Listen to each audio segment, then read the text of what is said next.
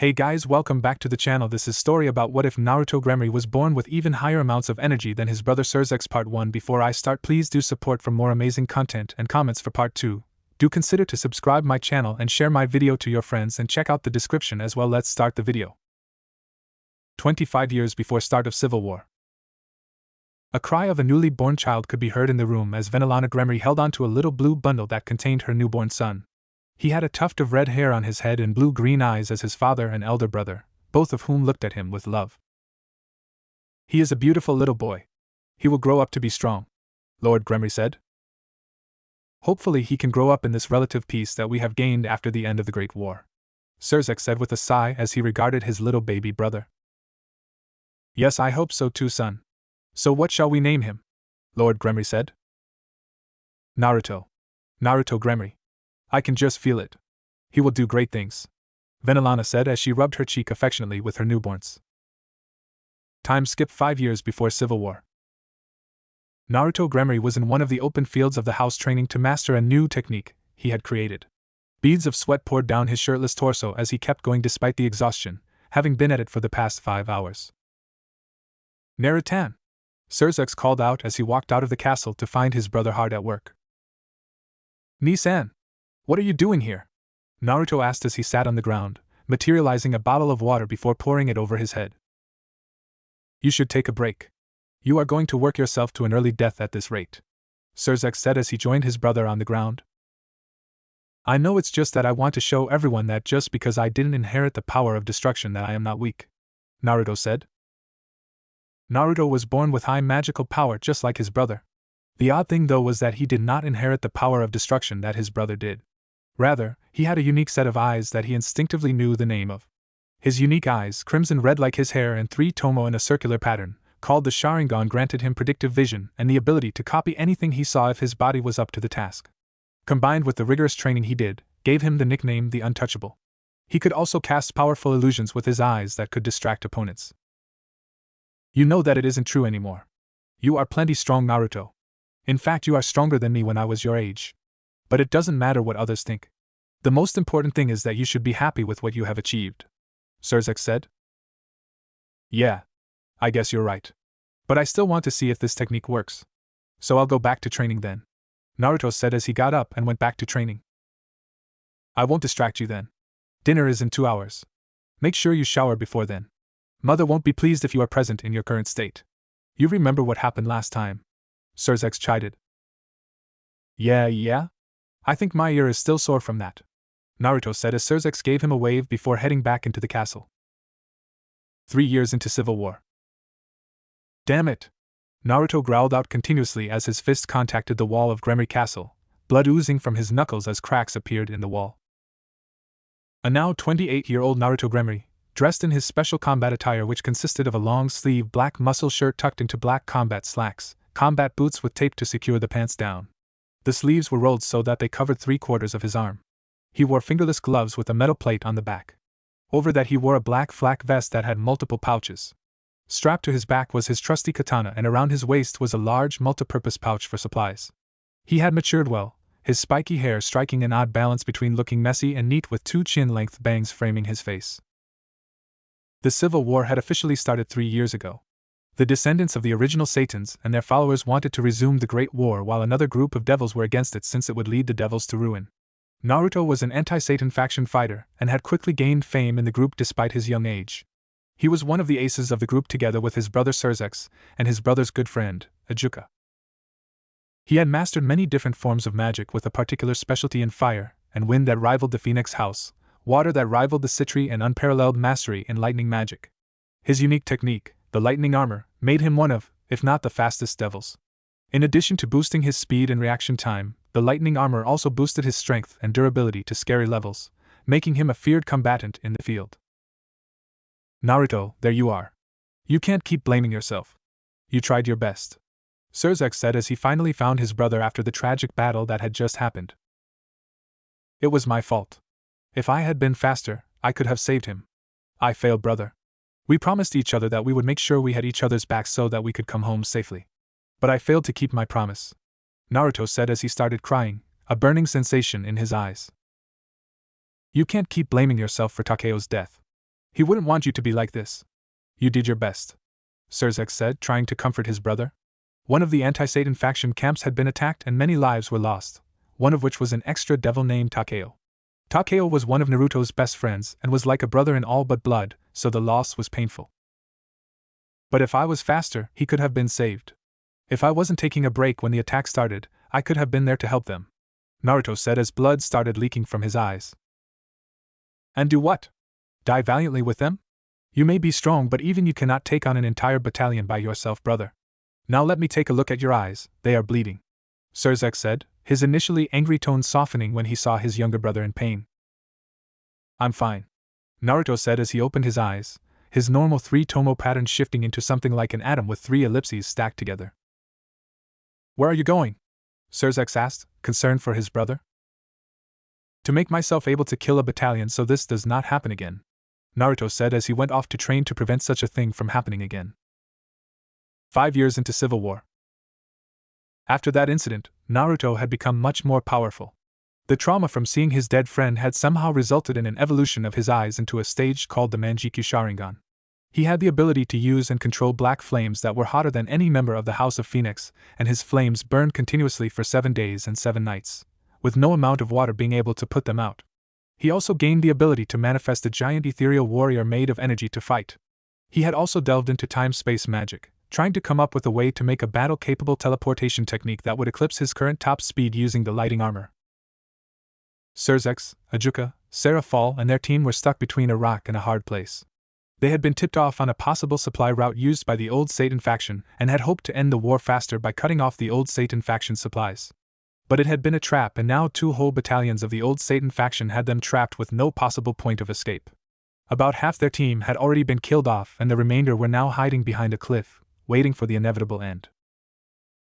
It seems like this would be the end. It's been good serving with all of you, Ajuka said. It would seem so, old friend, Surzek replied. The feeling is mutual, Sarah Fall stated. If we go down, at least we go down with a bang, Surzek said before an object fell out of his pocket. It was a knife. Except this was no ordinary knife. First off, it had 3 prongs and a thick wooden handle that had some sort of runic array. Surzek remembered that it was something Naruto had given him for use in emergencies. What is this, brother? Surzek asked as he took a strange-looking knife from Naruto. That is a key piece for a new technique that I am working on. If I can get it to work as well as my theories, then I will finally be able to fulfill my promise of being capable of killing battalions, Naruto said with a hint of pride. How does it work? Surzek asked. I haven't really worked it out yet, but basically you just have to be thrown it down, and I can be there in an instant, Naruto said. Might as well give it a shot, Surzek thought as he threw the knife into the ground, surprising both Sarah Fall and Ajuka. Surzek, what was that? Ajuka asked, his curiosity piqued by the runic array present on the knife. I don't know, Naruto said, to throw it down in case of an emergency. He said that was the key to his newest technique, Surzek said. Just as he finished that sentence, there was a crimson flash and Naruto appeared next to them. What was that? And how did you get here so quickly? Sarah Fall asked as she landed unceremoniously on her, but after jumping in the air from shock. No time to explain. I need you all to follow my instructions carefully, Naruto said as he emptied the contents of his pack, revealing more of the odd 3-pronged knives. Alright then, I'll trust you to handle this, Surzek said. When I give the signal, I need you to throw these around the battlefield. Accuracy does not matter. What we need is coverage, Naruto said as he distributed the knives out. Alright, we are set, Surzek said as everyone got ready to throw the knives. Here goes nothing, Naruto said as he charged power to his right eye, closing it. He faced the oncoming enemies and opened his eye, focusing on the center of the enemy forces. From the focus point of his right eye, a column of black flames emerged, burning to death the enemies that were caught in the area. Now! Naruto shouted as the old Satan faction forces were forced to separate to avoid the black flames. A rain of metal fell on the battlefield with a few of the knives impaling enemies while most landed harmlessly in the ground. Ha! Was that your desperate last attempt? Now we get to kill all the aces of the anti-Satan faction. And with this a new war can begin, the leader of the enemy forces proclaimed. Don't blink now, Naruto said simply as he held a sword in each hand, focusing lightning magic through the blades to make them sharper. Then he was gone in a flash of red, and what followed was possibly the greatest massacre anyone could see. There were flashes of red all around the enemy forces as Naruto picked them apart. He appeared wherever a kunai was and decimated any nearby force before appearing at another location in an instant. My word. Ajuka managed to mutter while his two companions still had their jaws on the floor. So this is the power of time-space magic, Sirzex muttered, having been made aware of what his younger brother had been up to recently. Your brother has been dabbling in time-space magic? That certainly explains how he is doing this, Ajuka said. I don't understand. Isn't he just moving really fast? Serafal asked. No. He is essentially teleporting from location to location. That is how he is able to change his orientation without any loss in momentum, and how he can change directions without repercussion, Ajuka explained. Those knives act as markers, I presume? Sirzex asked as he watched the last few enemies be killed off. I would think so. They give off a marking pulse that tells him where to emerge. The specifics of this technique are fascinating, and to be able to create something so formidable so quickly, he is nothing short of a prodigy, Ajuka said as Naruto appeared next to them. Well, that takes care of that problem. Come on. Let's go home, Naruto said as he cleaned the blood from his blade. From that battle, Naruto earned the moniker of the Red Flash and also the name Crimson Reaper. With the deployment of the Flying Thunder God technique as it came to be named, the anti-Satan faction was making a strong push against the old Satan faction. They were able to quickly send aid as each person carried a marker on their person, allowing entire squads to be teleported behind enemy lines or they allowed the transport of supplies. Within a year from that battle, the civil war had come to an end and Sirzex, Ajuka, Serafal, Falbium and Naruto were praised as the heroes of devil kind. It was also after the war that it was discovered that Naruto's eye powers had a steep cost. A year after the end of the Civil War. So what is the diagnostic, Doc? Venilana asked as her son walked out of the room. He had been acting strange towards the end of the war, and the Gremry had suspected that it had something to do with his eyes. Do you want the bad news or the worst news? The doctor said. Just tell them. I can't hide it anymore, it seems. Naruto said, a little annoyed since he never enjoyed going to any treatment facility. Your son is going blind, the doctor said. What? Why? When? The family asked in shock. Apparently the usage of my eye powers heavily during the war has damaged them, and I will eventually go blind. My vision is already blurry as is, and if I stop using my eyes it is estimated that my vision will deteriorate gradually till I go completely blind in 30 years. Naruto said. Is there anything that could be done? Lord Gremry asked. Unfortunately no. His eyes are unique, and we don't know what could happen if we tried anything, but we will keep looking into this, the doctor assured. After that, Naruto was constantly coddled by his parents, and they forbade him from fighting in any of the side skirmishes that had been occurring with the other factions as well as the old Satan faction that still refused to accept defeat. It was one night that Naruto had a vision. In his vision he saw a man with similar eyes to his own in battle with someone with what seemed like a multi-headed and multi-handed fox avatar. Beyond that he saw a wizened old man with purple eyes that had concentric circles in a ripple pattern. Following that vision, he would receive glimpses of events that he had no recollection of going through, yet he experienced them in vivid detail as though he had gone through those events. After many nights of said vision, Naruto finally resolved to try and find the meaning behind his eyes and hopefully a cure to his blindness. He believed the answer lay with the old man who had purple eyes with concentric circles in them. So one night he just up and left his family, leaving a note telling him that he had left. Dear mother, father and brother, I am sorry to not be able to say goodbye in person, but I know that if I had done that then you would never allow me to leave. I need to go and explore the world and find the truth behind my eyes. I also want to do some soul searching after all that I experienced during the war. So please understand and leave me be till I find my answer.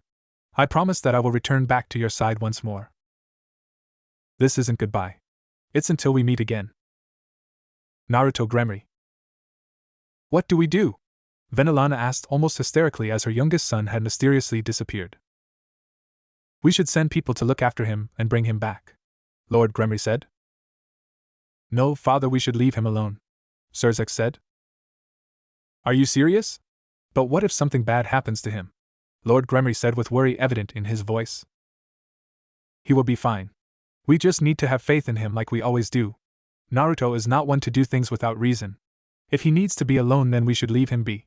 He will return, Sirzex said resolutely as the family's thoughts drifted off to their youngest member. 50 years after Naruto left the underworld. Naruto Gremory felt the sun's rays stream through his bedroom window. He tried to ignore the annoying light and return back to his peaceful slumber but failed to do so. He blinked his eyes a few times to adjust to the change in light before fully taking in his surroundings. He was currently in his house in yokai territory. He smiled as he looked down to a mop of golden hair that belonged to his first love and first peerage member, his queen, Yasaka, a Kyuubi and the former leader of the yokai faction. The two of them had met when Naruto was traveling with a person who had taken on a similar place in his life as Takeo once did, a brother in all but blood.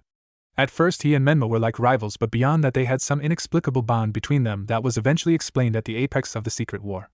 At that time, Naruto was journeying across the lands, trying to find the truth behind his eyes. He decided to follow Menma and his teacher at that time, one of the 3 legendary yokai, Jiraiya the Toad Sage. He bumped into Yasaka while they were in Kyoto when she was still just a new ruler of the Kyoto yokai faction. The two instantly hit it off, and not long after Naruto and Menma returned from the war, Yasaka stepped down from her post so that she could spend her time with Naruto, handing the post over to Menma. Thinking about Yasaka and how the two met made him think about his decision to revive her as his queen. Not long after he had left, his brother had taken the title of Lucifer while Ajuka took the title of Beelzebub.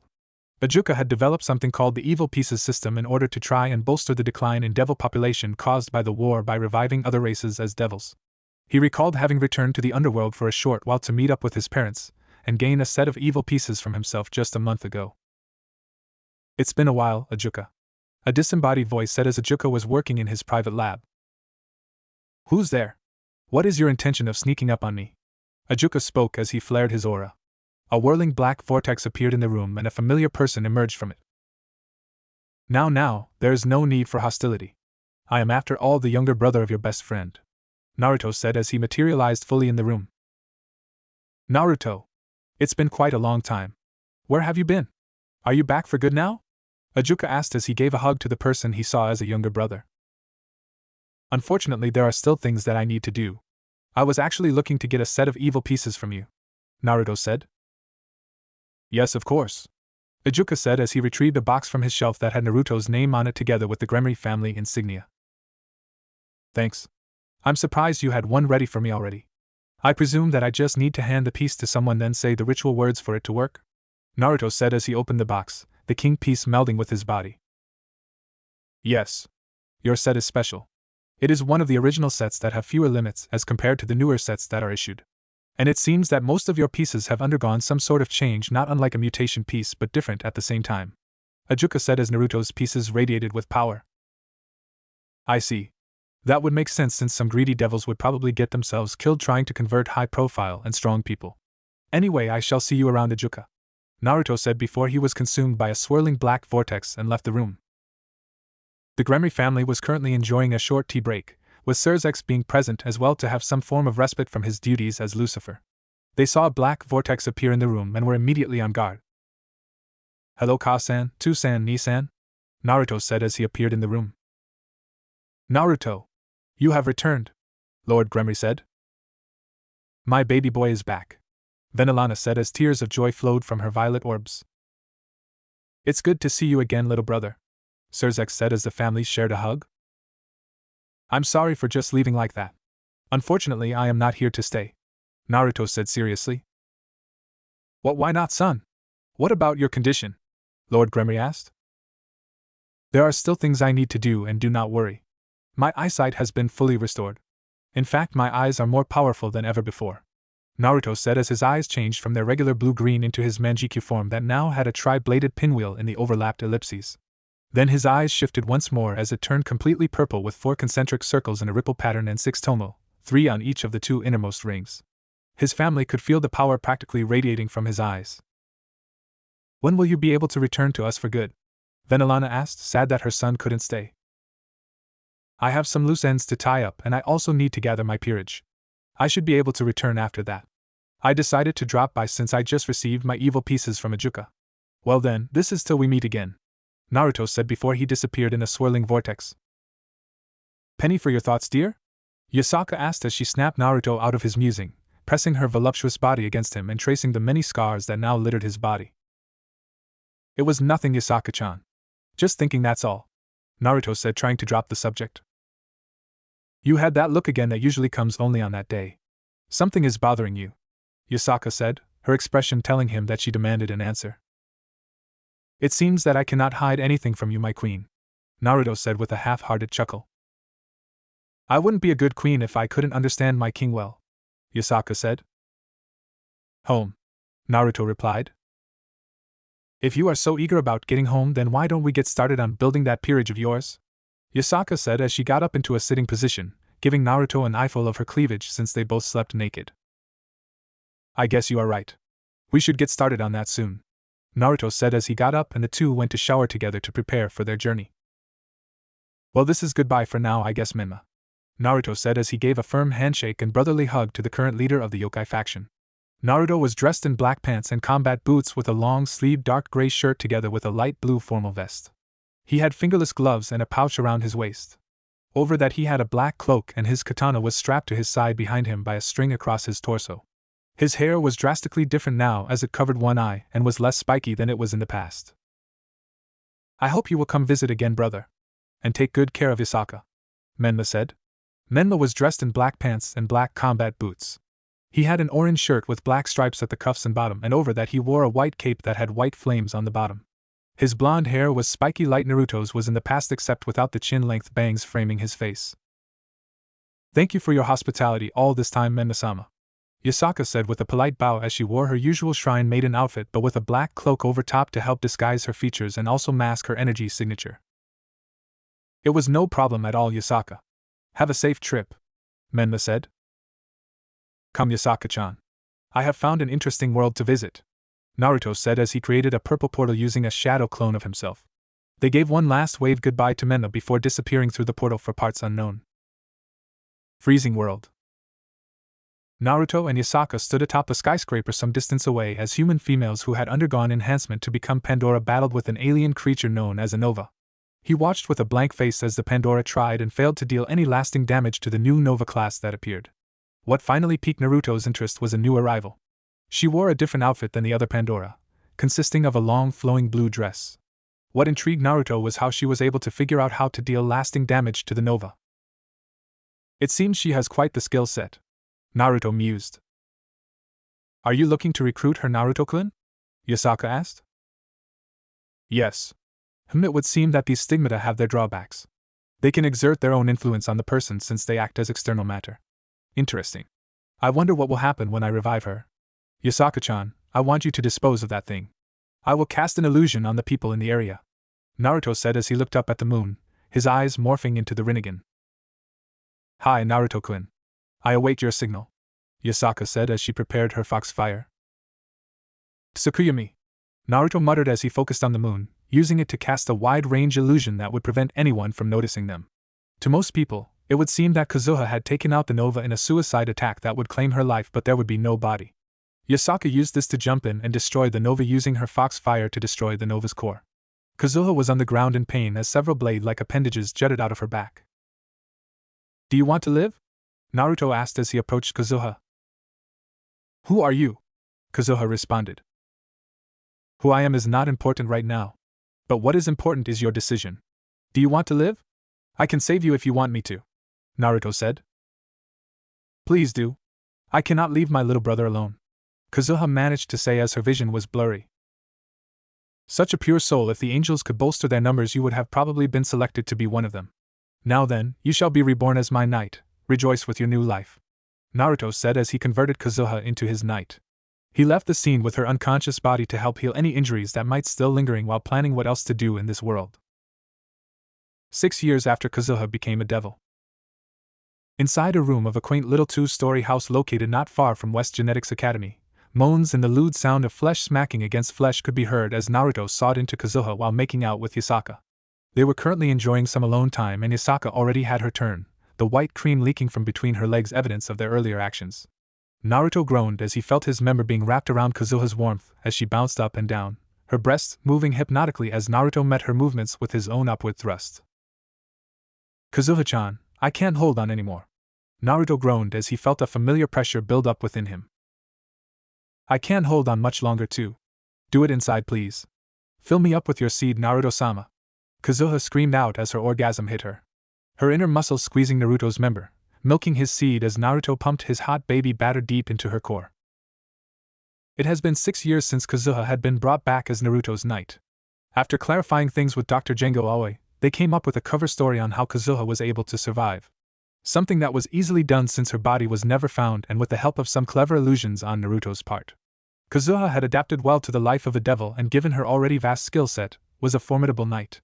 Since becoming a devil, the stigmata implanted within her had become a part of her body, thus preventing any risk of her turning into Nova. In fact, it made her stronger than ever before. Over that 6 years, Kazuha had fallen for Naruto, who had become her limiter to allow her freedom of movement. Although she was a little put off by the concept of sharing him with Yasaka, she eventually accepted that she would have to share him since his power would naturally attract people to him. The three were currently having their usual sessions to deepen their relationship and also to relieve any stress. Kazuha had graduated from Genetics Academy now and decided to be a member of the reserve forces so that she could dedicate more time to serving Naruto.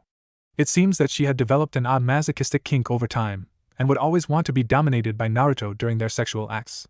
Kazuha fell onto Naruto's chest as she felt the warmth from her core. She felt Naruto's hand stroke her hair gently. She snuggled into his chest as she let out a content sigh from his comforting touch. Kazuha-chan, your brother starts at West Genetics Academy today, right? Naruto asked. Yes. He left for the campus yesterday. Today should be his first school day. I hope he can fit in. Aside from you two, he doesn't really get to know other people, Kazuha said, her thoughts drifting off to her younger brother. I'm sure he will be fine. The issue is his powers, though. Given his much higher stigmatic body percentage as compared to you, I would think that he might face great risks with his powers, Naruto said. But grandfather said that there should be no issues given that his situation is different from mine due to gender, Kazuha stated. Is there anyone else that you want in your peerage from this world, Naruto-kun? Yasaka asked. Yes, there is one. One of the legendary Pandoras, Naruto stated. One of my aunts? Kazuha wondered. Yes. Her name is Lucy, I believe. LP number 004. I think she would make a fine addition to my peerage as a bishop, Naruto said as he materialized the file on her. So when will you be asking grandfather to let you convert her? Kazuha asked. Soon, my dear. There is no need to rush. We have after all agreed to help out with the problem of the Nova, Naruto said. Time skip, end of Nova attack on humanity. Well then I guess this is goodbye, Naruto said to the others as he opened up a portal to enter another dimension. Will I ever get to see you again, Nei-san? Kanzuya asked as he regarded his sister who was about to leave, possibly for good. Maybe. But do not worry. Even if we do not see each other again, we will always be together in our hearts. Satellizer, I leave my brother in your care. If anything happens to him, Kazuha said with a sickly sweet smile that made Satellizer nod her head immediately in fear. Take care, Lucy. Thanks for all your help, Naruto, Dr. Aoi said as he gave his daughter a hug. It was no problem. It was definitely a fun 10 years here, Naruto said. Where will we be going now, Naruto-kun? Lucy asked as she went to Naruto's side after saying goodbye to her sisters. Lucy had somehow made an instant connection with Naruto and was more than happy to accept the position of his bishop. At first it was hard to communicate with the girl who seemed to be able to show little emotion, choosing instead to express herself through more physical means, but Naruto managed to get her to open up, and now she could act like a normal person and was better able to express herself. Although Naruto sighed to himself at how he seemed to be adding more people to his harem. Of course, Lucy was not as adverse to the concept of sharing as Kazuha initially was, since she had little to no social development before being turned into a devil. Well, it's been an interesting ride with all of you. From the 10th Nova clash to Alaska to the attack by the Busters and to the final battle. There was never a boring moment here, but we should be going. Goodbye, Naruto said with a final wave before jumping through the portal, his peerage close behind him as they went on their next adventure. Sekirei World. Naruto and his peerage stood on top of one of the skyscrapers overlooking Shinto Taido as they discussed the information they had gathered of this world. Years ago, an alien ship with beings called Sekirei landed on an island. The current MBI was the first to discover the ship and make use of its technology for profit. The Sekirei had come to Earth seeking out their Ashikabi or Destined Ones, and the CEO of MBI, one Hiroto Minaka, had decided to make a game out of it, and that did not sit well with Naruto. So Naruto had decided to throw a wrench in his plans. But the first thing on the agenda was to try and seek out the Sekirei that was having a reaction to him. At Izumo Inn. Mia could not believe the feeling that she was having at the moment. Her whole body was heating up. She knew the feeling, being the Sekirei pillar, but she had not thought it to be possible. She was reacting to someone. But as the Sekirei pillar, that should not be possible given her power level. She tried to reach out to the person she was reacting to, calling him to her. It filled her with an unbelievable sense of glee that she would have an Aishikabi, but at the same time a sense of dread filled her. What kind of person is her Aishikabi? What plans did he have for the Sekirei race? With Naruto and his peerage. They were currently traversing the territory of Shinto Taito, heading towards the place where Naruto felt the Sekirei reacting to him was. They arrived outside an inn and Naruto confirmed that this was where the reaction was strongest. Deciding that they needed a place to stay for now anyway, Naruto gave a knock and greeting, seeing no harm in trying. Mia picked herself up and went to answer the door. She could feel the reaction becoming stronger as she got closer to the entrance of the inn. When she arrived at the entrance to greet her guests, she came upon a handsome young man in his 20s with blue-green eyes and crimson hair. Upon laying her eyes upon him, Mia felt the heat grow stronger. She tried to compose herself as she took note of the 3 female companions together with the male. "Yes, can I help you?"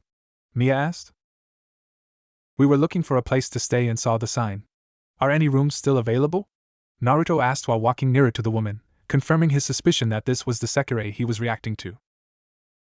"Yes, it still is," Mia said, asking for his name without actually asking the question. "The name's Naruto," Naruto said with a warm smile. Mia was unable to control herself any longer and approached him, placing her hands on his cheeks, causing Naruto to raise an eyebrow before she crashed her lips to his. A massive burst of energy was released by both Naruto and Mia as their energies seemed to mingle and join together. Radiant purple wings of light emerged from Mia's back as their lips finally parted. "Sekirei number 01, Mia. My blade shall cut down the enemies of my Ashikabi. I am yours forever, my destined one," Mia said as the energy died down. "It seems like I was right. You were the one reacting to me. Although I am surprised to find out the Sekirei pillar is the one that reacted to me," Naruto mused. "You knew? But how?" Mia wondered. "Simple. The bond is a two-way street, my dear. Now then, we can discuss more inside," Naruto said as Mia agreed and led them inside, where he promptly put up privacy seals and began the long discussion and explanation. "Okay, so let me get this straight. You are all devils with Naruto as your king or master.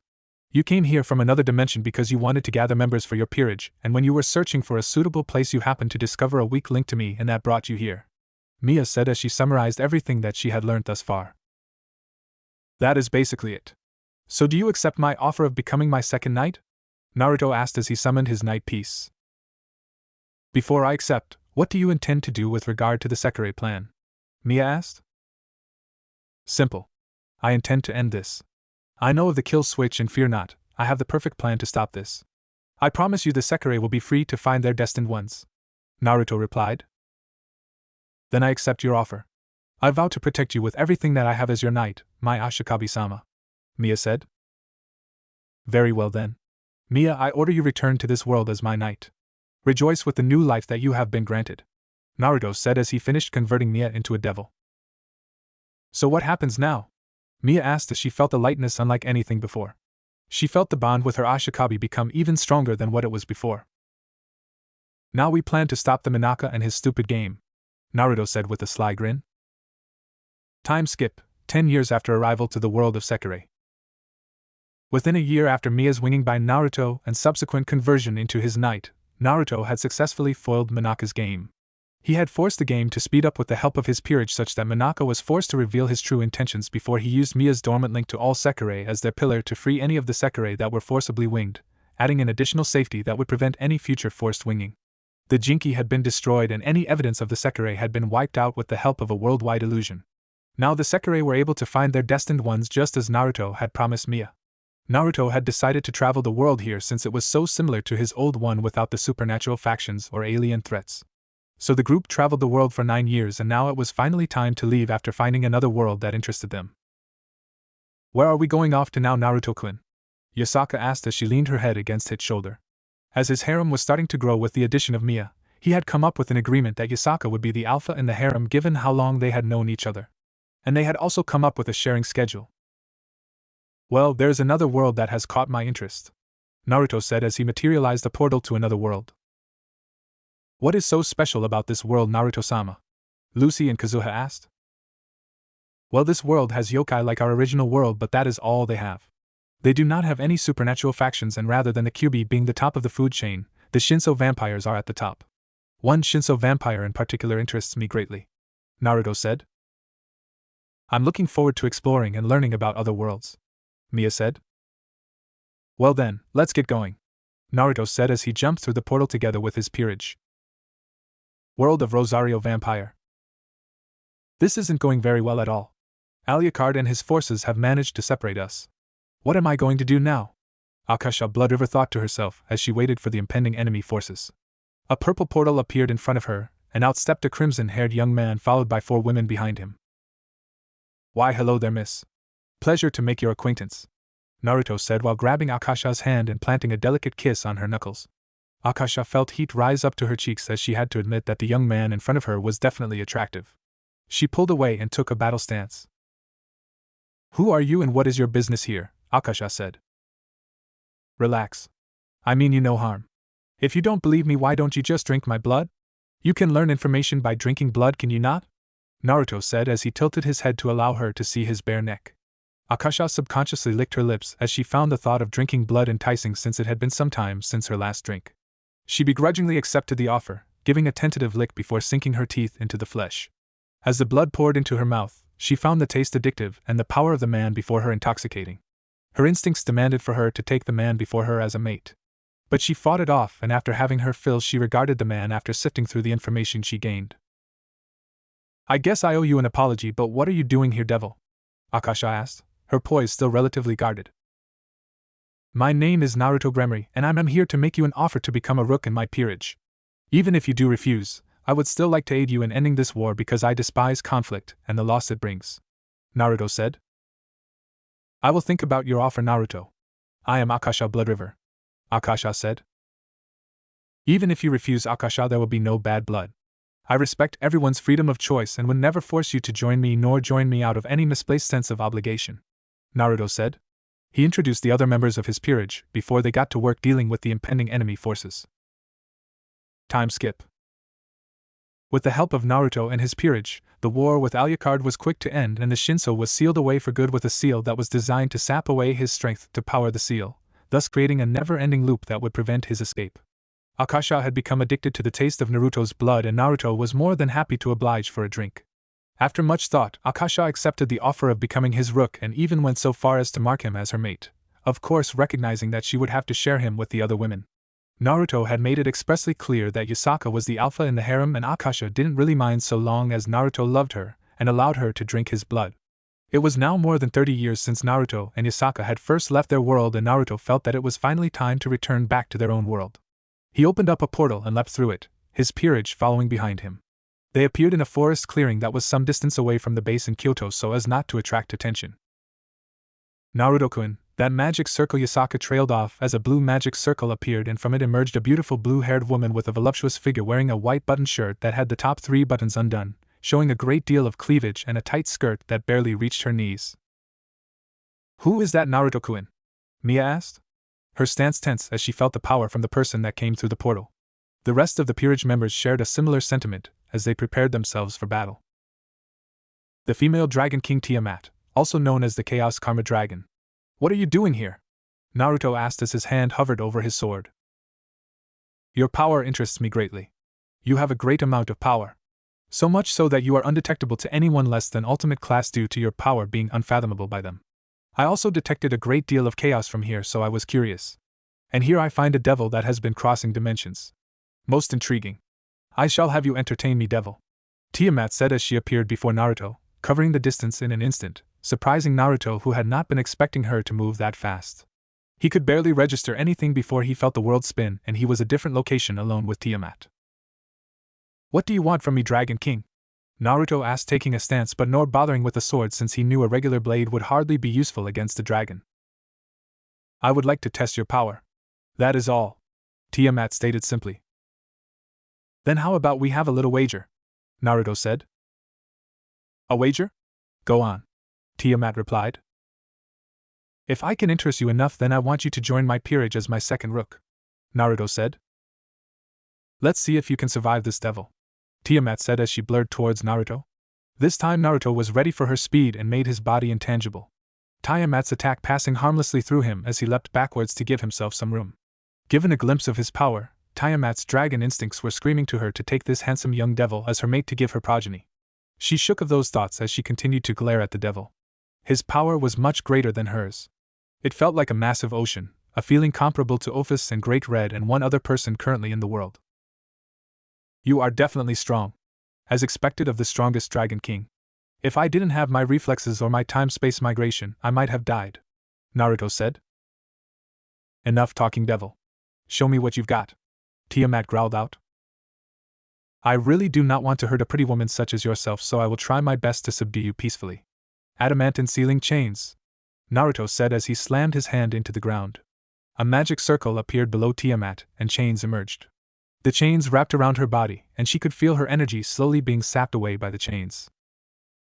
Tiamat knew that she could break the chains easily. After all, they were not meant to be a permanent form of restraint, but she refused because Naruto had unknowingly flipped her switch and turned her on. Naruto raised a brow in confusion when he saw that Tiamat was not struggling against the chains. Although they did use the energy absorb as reinforcement, a simple burst of power could overload the chains and free her. He tilted his head in bewilderment when she mouthed something and had a faint blush on her face. What did you just say? Naruto said, not understanding what was happening. Tighter, Tiamat muttered in a meek voice. All the previous confidence and animosity in her voice was gone. The chains. Make them tighter, Tiamat demanded. Naruto took a step back in shock but complied nonetheless, figuring out what was going on and both cursing and praising his luck. It seemed that the women he encountered were either closet masochists, or they were prudes that became sexual deviants in the room. It would seem that Tiamat was a closet masochist, judging by her flushed face as the chains tightened around her body. Naruto could not help but smirk now that he had the Dragon King eating out of the palm of his hand. So you want me to tie you up, you naughty Dragon King? Naruto said with a grin as he tightened the chains further, drawing moans from Tiamat. Yes. Give me more. Tie Tiamat up more, Tiamat said as she writhed in pleasure, and her moans were increasing in volume. Naruto shifted the position of the chains into a more classic rope bondage style that he had used on Kazuha and Lucy before, causing the Dragon King to let out lewd moans as her large breasts were restrained by the chains and her womanhood was being teased, the chain around her crotch. My, what a naughty Dragon King you are, Naruto said with a smirk as he snapped his fingers, making them both naked. Tiamat could not help but stare at his massive member, which was rock hard. She licked her now dry lips. So Tiamat, if you agree to become my rook, I promise to please you and you will become one of my mates. Your arousal is quite evident now, Naruto said as he walked towards Tiamat, willing the chains to move her arms behind her back. Tiamat managed to give him a weak glare, but Naruto could tell it was just a false defiance. He appeared behind the Dragon King, his left hand toying with her breasts, tweaking her occasionally. His right hand manipulated the chain around her dripping snatch, causing more of her juices to flow out. Never.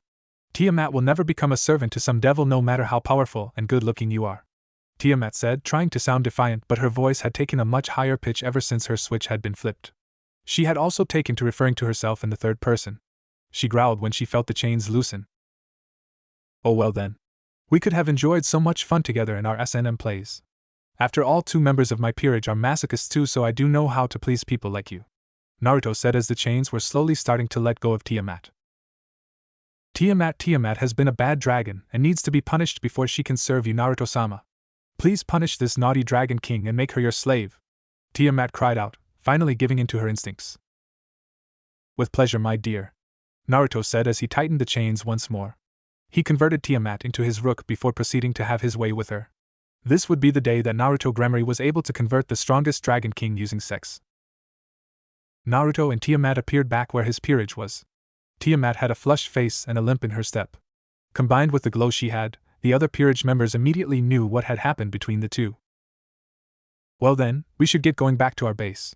I need to convene with Menma, Naruto said as he teleported his peerage to his base in the Yokai faction territory. Nice to see you again after so long, brother, Menma said as he greeted Naruto with a firm handshake and hug. It's nice to be back as well. Has anything interesting been happening? Naruto asked as he took a sip of tea. Not really, but quite a lot has happened in the underworld since you left. I guess for you the biggest development is that many amongst the 3 factions assume you dead. Also, you have a younger sister now. In fact, she was just recently born and your parents have named her the heir for the lordship of your house. Although I think that should change once you return. When exactly do you plan on returning? Menma said. Not until I have a full peerage at the very least. I'm almost done, I just need to get my pawns, which I already have members set for. I should be able to return in another 5 years. Naruto said. I see. Could I ask you for a favor? Menma said. Of course. I don't mind doing things for you since you let me live here anyway. Naruto said. I need you to check on the population of Nikomata in the underworld in about 3 years' time. This should give you plenty of time to get reacclimatized with the world, right? Menma requested.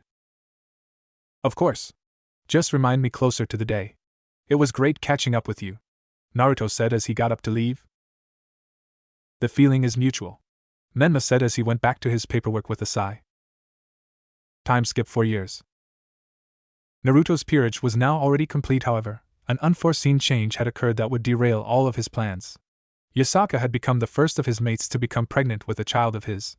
This was a joyous occasion, but Naruto also realized the repercussions of this, as he still had multiple enemies gunning for his head and did not wish for any harm to befall his daughter. He had also been hearing from his spy network that there were traitors amongst the devils, and that made him even more worried to return back to the underworld. Thus he opted to stay hidden away until his future child would be able to defend themselves, or when he was certain that all the threats were gone. I'm going now, Naruto said as he grabbed his gear and got ready to go on the task asked of him by Menma. Please be safe, Naruto-kun, all of his mates stated.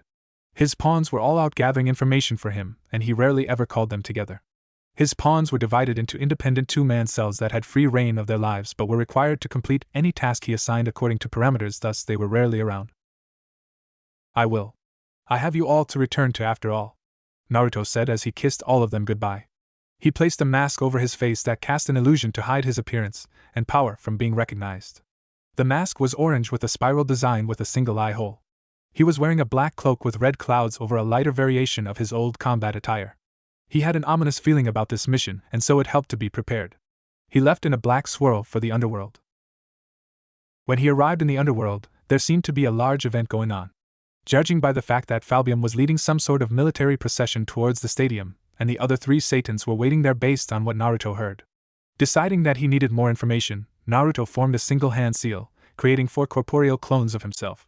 With a simple application of transformation magic, he sent his clones off to gather information while he headed off to the Nikomata settlement. As he neared the location specified by Menma, an overwhelming urgency took hold in his body. When he got there, he saw the Nikomata population surrounded by devils with clearly evil intentions. They were huddled together with the strong ones shielding the children and the elderly. Naruto jumped in between the group of Nikomata and devils, at the same time receiving the memories of the clones. He scared as he realized what was happening. One of the devilized Nikomatas had killed their master, and as such the devils were trying to kill the rest of the Nikomata population out of spite or retribution.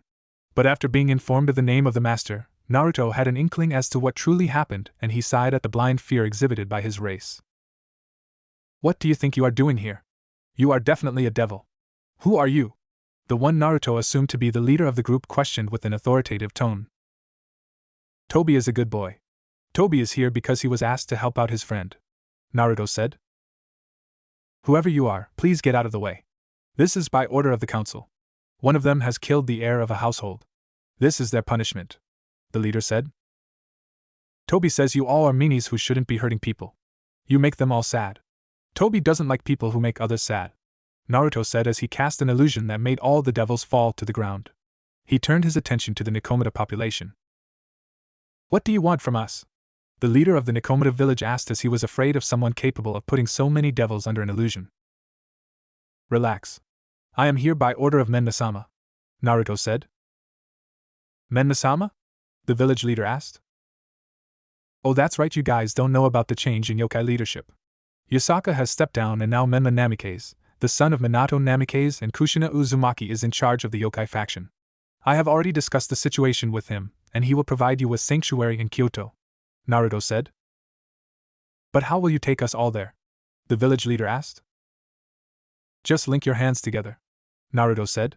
They did as told and Naruto placed a hand on the village leader's shoulder. Focusing on the marker Menma had thrown down, he ported all of them to Kyoto, stopping to catch a breath after from the strain of having to spread his energy to so many people at once. Naruto headed off to the direction of the military procession, intent on stopping a wrongly accused person from suffering the consequences for defending their loved ones. He calmly dropped in front of the military procession, halting its advance. Halt. What is your business here? Falbium stated. his usual lazy demeanor gone as he could tell that the person in front of him was strong. Toby is here for a cookie, Naruto said as bounced on the balls of his feet. Answer us seriously, you cur. How dare you speak to one of the Satans like that? Move aside or be moved, one of the guards said. Naruto just tilted his head childishly.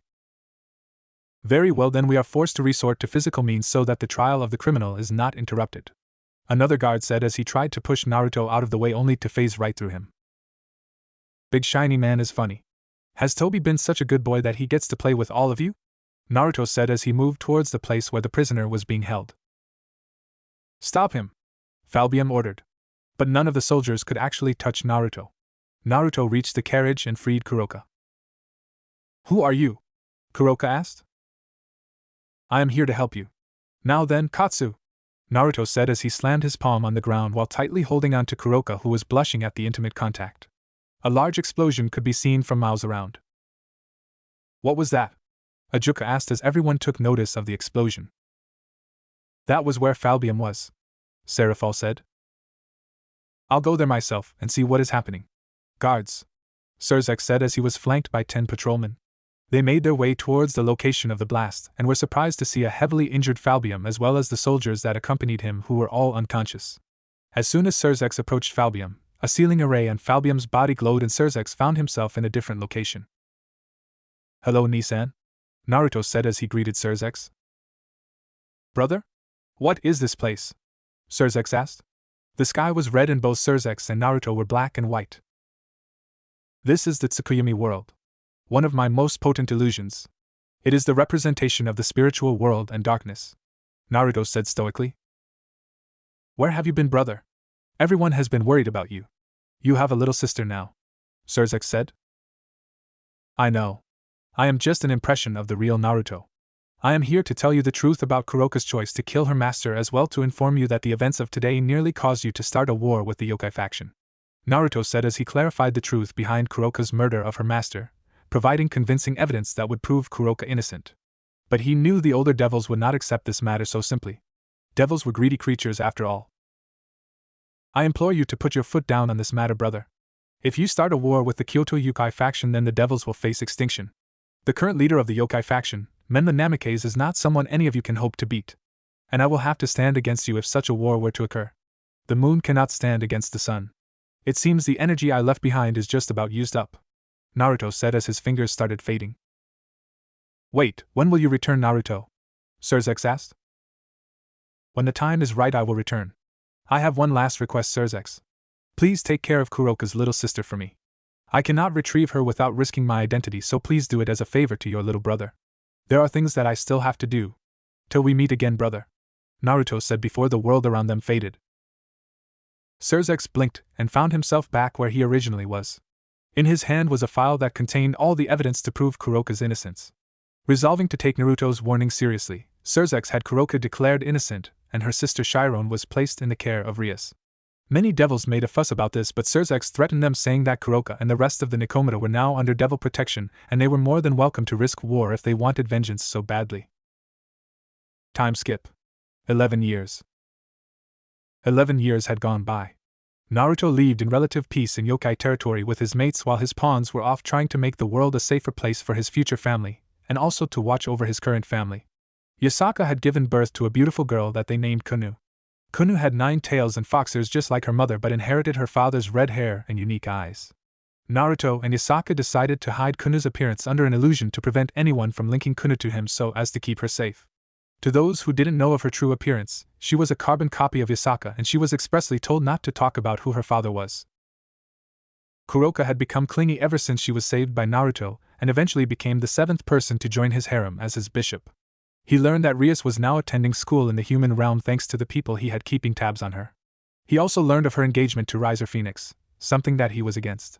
He had been reviewing the contract almost on a daily basis to try and find a way to break it while maintaining anonymity, knowing that Surzek would be unable to break it given his position as Lucifer. But the group had other matters to attend to. It would seem that things were stirring soon amongst the supernatural factions, and his informants were painting a grim picture of a rising group of terrorists that would surely be a future threat. In addition to that, it would seem the Ko, and by extension Naruto's sister Rias, was the epicenter of many of the coming storm. Damn, morning sun, Naruto muttered as the streams of light from the curtain fell on his eyes, disturbing his sleep. He tried to move his arms but could only move his right one since his left arm was currently being trapped by both his daughter and his queen. That's right, Kuno had a nightmare yesterday night and couldn't sleep, so she came over. Naruto mused as he brought his right hand up to stroke his daughter's red hair lovingly. Look at you, Kuno. You will grow up to be such a beautiful woman. Soon Daddy will have to beat all the bad boys who want to take you away from me with a stick, Naruto said quietly. Good morning, my king, Yasaka said as she gave a chaste kiss to his lips, Naruto a little stunned at first since he didn't realize she had woken up but quickly reciprocated. Good morning to you too, my beloved queen, Naruto said after they parted. Good morning, Okasama. Ota-sama, Kuno greeted sleepily as she rubbed the sleep out of her eyes. Good morning, my dear Kuno. Are you looking forward to spending the day with me and your Okasama? Naruto asked as he gently kissed her forehead.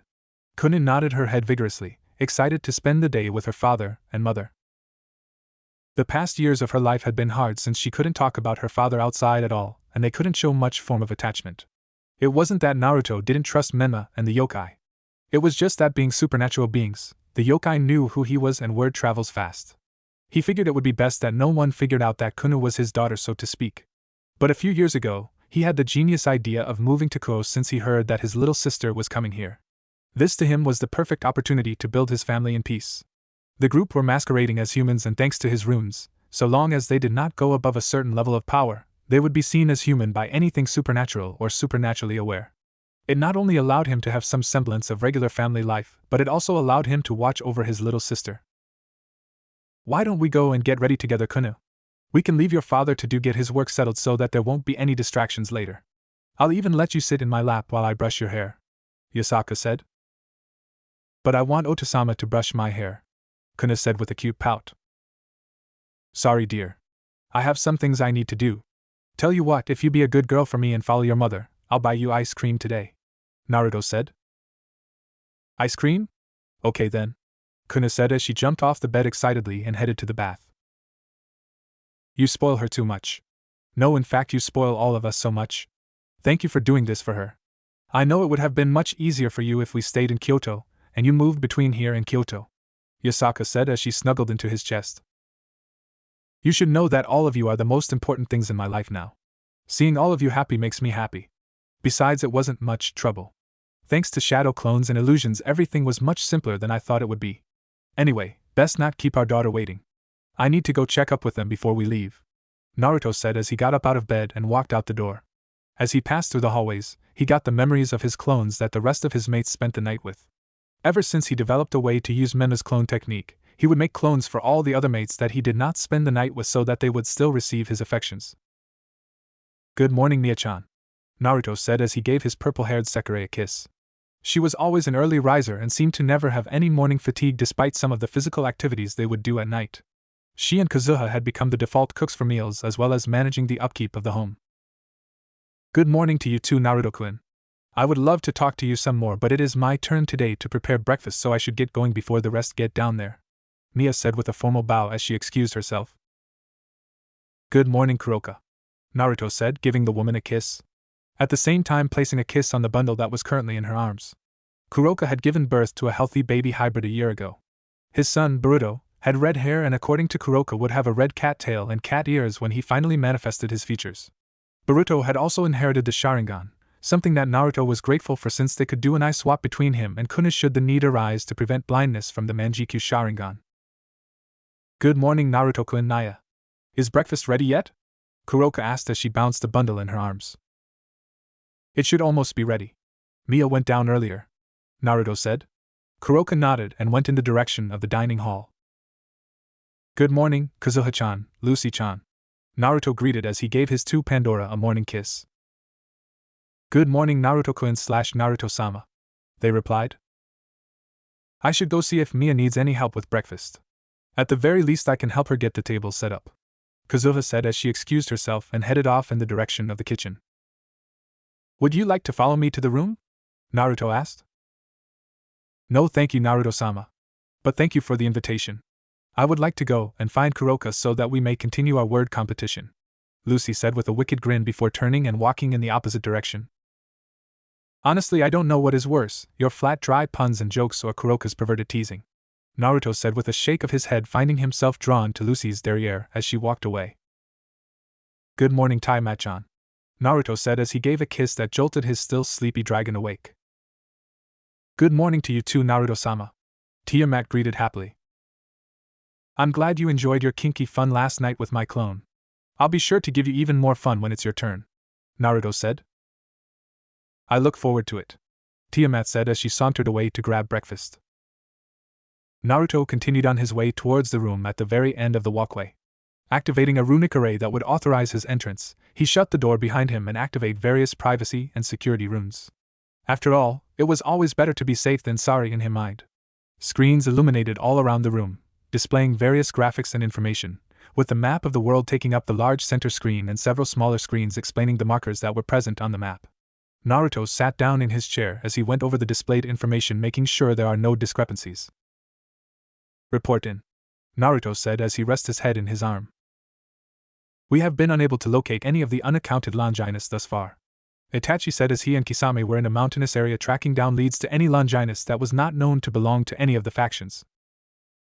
There seems to have been no movement from any of the old Satan faction. They seem to have gone quiet. Too quiet if you asked me, Kakashi said, throwing his 2 cents in. Rise of him still has not been accounted for. But it would seem that his supporters are stirring, which is odd given that they did not participate in the civil according to your information, and will only move under orders from Rise of him, Gaara said. Itachi, Kisame, keep looking. We need to know the status of all the Longinus. Kakashi, Guy, keep your eyes open for any news on the old Satan faction. Also carry on checking on the informant network. Some of them have gone dark for some inexplicable reason.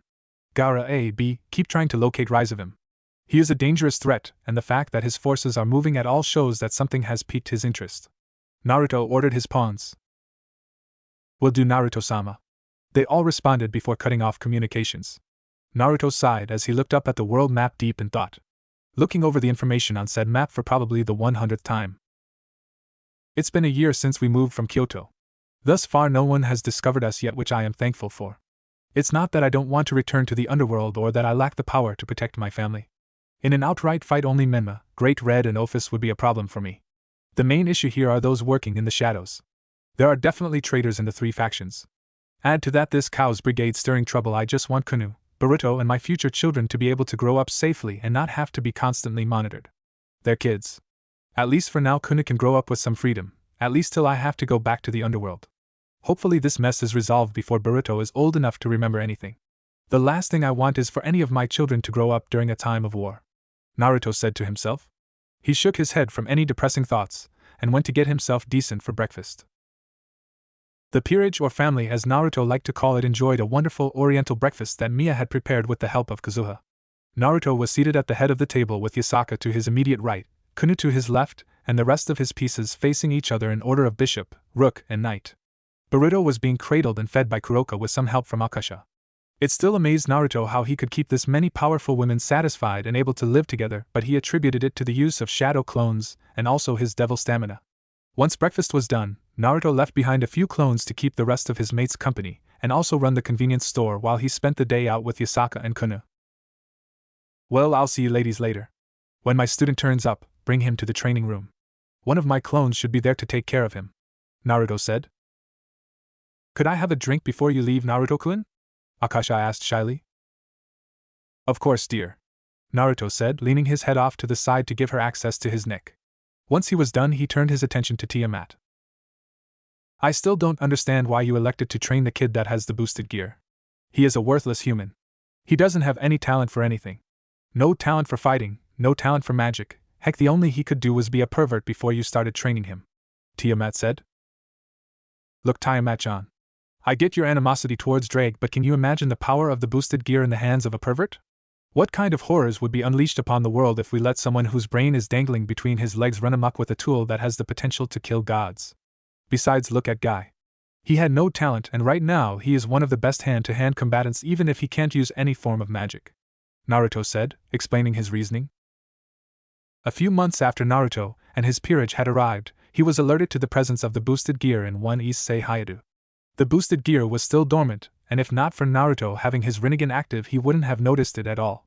Even then the traces of the draconic sacred gear was faint at best. Naruto had decided to train the pervert and help him unlock his sacred gear. The main reason was that he shuddered at the thought of something with limitless potential in the hands of someone with balls for brain. Another reason was that the kid reminded him of Jiraiya. The third reason was that he was trying to steer the kid to becoming one of Rias' pieces, as selfish as that is. The boosted gear in the hands of a well-trained person would make for an excellent guardian to his little sister's peerage. Naruto had started Issei off on physical training, basing Issei's regime on his and Guy's personal training regime, but severely trimmed down since his regime was meant for devils and Guy's was not suitable for anyone else except Guy. Naruto had to admit that kid may have been a pervert, but he was definitely a driven learner and a hard worker. The kid even managed to awaken the base form of the boosted gear in the first month of training and was able to advance it into the usual gauntlet form. Then in 2 months following that, he had advanced it into its second liberation form, earning a new ability called Gift that allowed him to transfer his powers to others. Naruto was trying to figure out a way to get the kid to enter balance breaker form so that Issei could start getting acclimatized to using the scale mail, but according to Drake, Issei lacked that final push factor to get him to enter balance breaker. On the plus side, all that training actually helped to curb Issei's perverted tendencies, and Issei was happy to see that his reduced perverseness had made him more popular in school. I guess you are right there. And the kid's improvement is nothing to scoff at, Tiamat said with a huff. Well, we're off, Naruto said as he placed Kuno onto his shoulders, earning a giggle from the girl, while Yasaka looped one arm around his, her other one carrying a picnic basket. Please be safe, Naruto-kun, Yasaka, the peerage members said as they waved goodbye to their king and queen. So what would you like to do today, Kuno? Naruto asked his daughter, who was enjoying the view from her spot on his shoulders, nuzzling her cheek against the top of the head. I want to go to the park and play, Kuno said excitedly. Then to the park it is, Naruto said while striking a mock heroic pose. To the park, Kuno cheered, attempting to mimic her father. The family took a nice slow stroll to the park, enjoying the fact that for the moment, there was nothing else in the world except the two of them. Once they reached the park, Naruto played with Kuno at the swings and slide while Yasaka went off to find a spot to set up their little picnic. Yasaka sat down the picnic mat and set the basket off to the side since it was still a little early to eat anything just yet. She observed Kuno having the time of her life with her father and was thankful for having met and fallen in love with Naruto. She smiled serenely as she heard Kuno laugh when pushed by Naruto on the swings. Naruto was just content to make sure his daughter was having fun. He noticed Kuno stealing glances at a group of children. Why don't you go try and make friends and play with those kids, Kuno? Naruto said as he gestured to the group of kids that had attracted Kuno's attention. Are you sure it's alright, Toussaint? Kuno asked.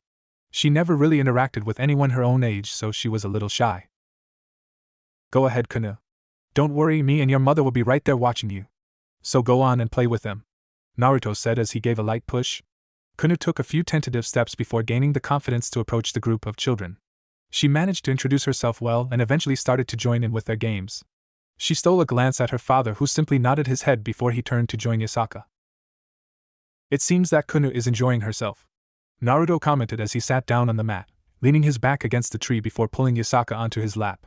Yasaka shifted around to get comfortable before she snuggled her body into his, leaning her head against his shoulder, while feeling his arms wrap around her waist. You know, watching Kuno have fun like this really makes me happy that I met you all those years ago. I'm grateful. You not only taught me a lot about the world, but you also gave me love and a beautiful daughter, Yasaka said as she snuggled deeper into Naruto, enjoying his familiar warmth. Yes, I remember meeting you when you were a spirited young vixen who was still trying to make a name for herself as a princess of the yokai faction. You were so uptight back then. I remember the first time I met you.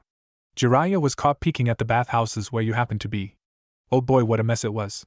Menma and I had to do so much damage control to get his ass out of that fire, Naruto said with a melancholic smile. I'm sorry I brought up some sad memories, Yasaka said, recalling that Jiraiya was a sad subject for both Naruto and Menma. It's alright. He was like that perverted grandfather or uncle you liked a lot but always didn't want to tell people about. But that isn't the point. As sad as what happened is, I am grateful because thanks to him, I got to meet you, Naruto said as he placed a soft kiss on Yasaka's cheek. I'm thankful too, you know. Sigh, it seems that verbal tick is still there. At least Kuno doesn't seem to do it as often, Yasaka said. Probably because she isn't as hot-headed as you when you were her age, Naruto retorted playfully. True, she probably inherited her father's genius and calm personality, Yasaka said as she looked unlovingly at Kuno having a fun time with all the human children. but she inherited her good looks from her mother. Before too long I will have to beat back boys with a stick. She will have the guys dropping at her feet. Just like her mother. Oh, woe is me. It won't be long before I will be wondering where Daddy's little girl disappeared to. Naruto said. Oh, you. Don't be such a dramatic. You know she will grow up eventually. But for now let us just enjoy having our little baby girl around. Yasaka said as she playfully slapped Naruto's chest before looking back at Kuna having fun. I will have to return to the underworld eventually, Naruto stated, leaving that statement in the air. I know. You wanted to return when your peerage was first completed, but then you decided not to since I got pregnant with Kunu. Then when Kuroka had Boruto you were even more against the idea of returning to the underworld. And now with Kazuha pregnant as well, I wonder when exactly you plan to return to the underworld. Yasaka said. Ideally I would not want to return now. At least like this all of my children get to grow up in peace without any responsibilities or expectations hanging over their heads. I want them to have a good childhood. If we go back to the underworld then they will undoubtedly live in my shadow and with the responsibilities of being part of the Gremory family. I don't want that. I want them to grow up and make their own choices without any voices telling them what to do. I don't want them to grow up like I did, constantly being compared to my brother. Naruto said, expressing all his worries to his queen. I know. You only want what's best for them. But you can't keep running away from this forever. Besides, even if there are dangers lurking within the underworld, we are all more than strong enough to protect them. And honestly, I think that it would be better to introduce them to that life sooner rather than later. Yasaka said while stroking his cheek lovingly, Naruto leaning into her hand and closing his eyes. Above that is how the society will perceive them. Many of the devils are idiots who believe that they need to keep the blood of upper-class devils pure. I don't want any of my children to be affected by that. Honestly, the idiocy of some members of the devil race makes me wonder why we haven't gone extinct. They keep promoting the idea of breeding in blood when all the abilities are tools. Tools that can doom someone if they become crutches. Naruto said bitterly, the engagement between Rias and Rias coming to mind. He had a feeling that they wanted to create an offspring with both the power of destruction and the phoenix regeneration, thinking that the child would be invincible. My parents might not be as discriminatory as others since we Gremory are particularly affectionate. Heck, my mother will probably be gushing at the thought of having grandkids to spoil, but the other devils definitely won't like the fact that I have offspring that are not pure in their eyes. I guess the only thing that offsets this is that if my kids inherit powers from both parents then they would be strong, no doubt. And I hope that the concept that power is everything in the underworld applies. If so then we won't have as much of a problem. Naruto said. Hey, enough of that depressing train of thought now. We are here to enjoy ourselves. Yasaka said while playfully biting Naruto's ear causing him to groan. Oh my, is my vixen feeling a little playful today? Naruto said with a smirk as he flipped Yasaka around such that she was now snuggling into him and seated between his legs. Oh my, does my king wish to do indecent things with me? Can he not keep his beastly urges in check? Yasaka said playfully as she ground her pert rear against Naruto's crotch making him muffle a groan and mock glare at her. Are you sure it's not the opposite? Is my vixen unable to control herself around me now? Naruto said as he suckled on a particularly sensitive spot on her neck, forcing Yasaka to bite her lip to stifle a moan. Naruto placed a kiss on her cheek before speaking once more. As much as I enjoy this, we can have our own private fun later. It's time for us to enjoy the food. Kunu! Naruto said as he called out to his daughter. Kunu ran up to her parents as they untangled themselves from each other. It's time to eat, dear. I'm sure you've had a little of fun but you need some rest. Yasaka said. Hi, Okasama. Kunu said as she sat down on the mat, taking her favorite spot on her father's lap. Naruto pat her head lightly as Kunu proceeded to dig into the food that they brought with them. The family enjoyed the meal mostly in silence as Yasaka and Naruto would take turns feeding each other while Kunu was just comfortable being doted on by her mother and father. Well, Kunu, say goodbye to your friends, it's time to go. Naruto said as he helped Yasaka pack up the things. Kunu looked a little sad that it was time to leave already. Don't be so sad, Kunu. Your father still needs to fulfill his promise of getting you ice cream, remember? Yasaka said. At this, Kunu's eyes seemed to sparkle. She dragged her father with strength that shouldn't be possible for an 11-year-old, and brought him to the ice cream stand where she ordered a triple scoop of mixed flavors. She happily slurped her ice cream, tuning out everything else while Naruto and Yasaka shared a simple single scoop of vanilla. Naruto's eyes narrowed when he felt a familiar energy. Did you feel that? Naruto asked quietly while subconsciously pulling Kunu closer to him. Yes. What are fallen angels doing in an area run by devils? Yasaka wondered. I don't know, but I guess we will find out soon enough. Naruto said. The three of them headed home and Kuna decided to take a nap. Naruto went to check on the Issei who was currently undergoing physical conditioning. Issei. Naruto called out as his clone that was watching over the boy dispelled. Yes, sensei? Issei asked. I need you to be a little bit more careful around here now. It seems there are fallen angels in the area, Naruto said. Naruto had thought Issei all about the supernatural factions but had yet to broach the subject on who and what he was. Deciding that now was a good time since Naruto had received word that Rias' engagement was being moved up, Naruto took a deep breath as he prepared to explain everything to his student. Issei, I haven't been fully honest with you, Naruto said seriously. What do you mean, sensei? Issei asked. My full name is Naruto Gremory, and I am a devil from the house of Gremory, Naruto said. Wait, Gremory as in Rias Gremory? That same one? Issei asked. Yes. She is actually my younger sister. Although she and I have never met in person due to the fact that I had to leave the underworld almost a century ago in order to handle some personal matters, Naruto said. I see. Issei responded, not knowing what to say. Do you hate me? I was not fully honest with you, Naruto said. No. How could I hate someone who helped to make me a better person? Without you, sensei, then I would still be the useless pervert in school that everyone hates in school. Now people are actually decent with me, Issei said. Say, Issei, is your dream still to become a harem king? Naruto asked. Well, it is to a certain degree, but more importantly is that I want the power to protect those I care about and build a family. If I just so happen to build a harem, then so be it. Learning under you has really helped open up my eyes, Issei responded seriously.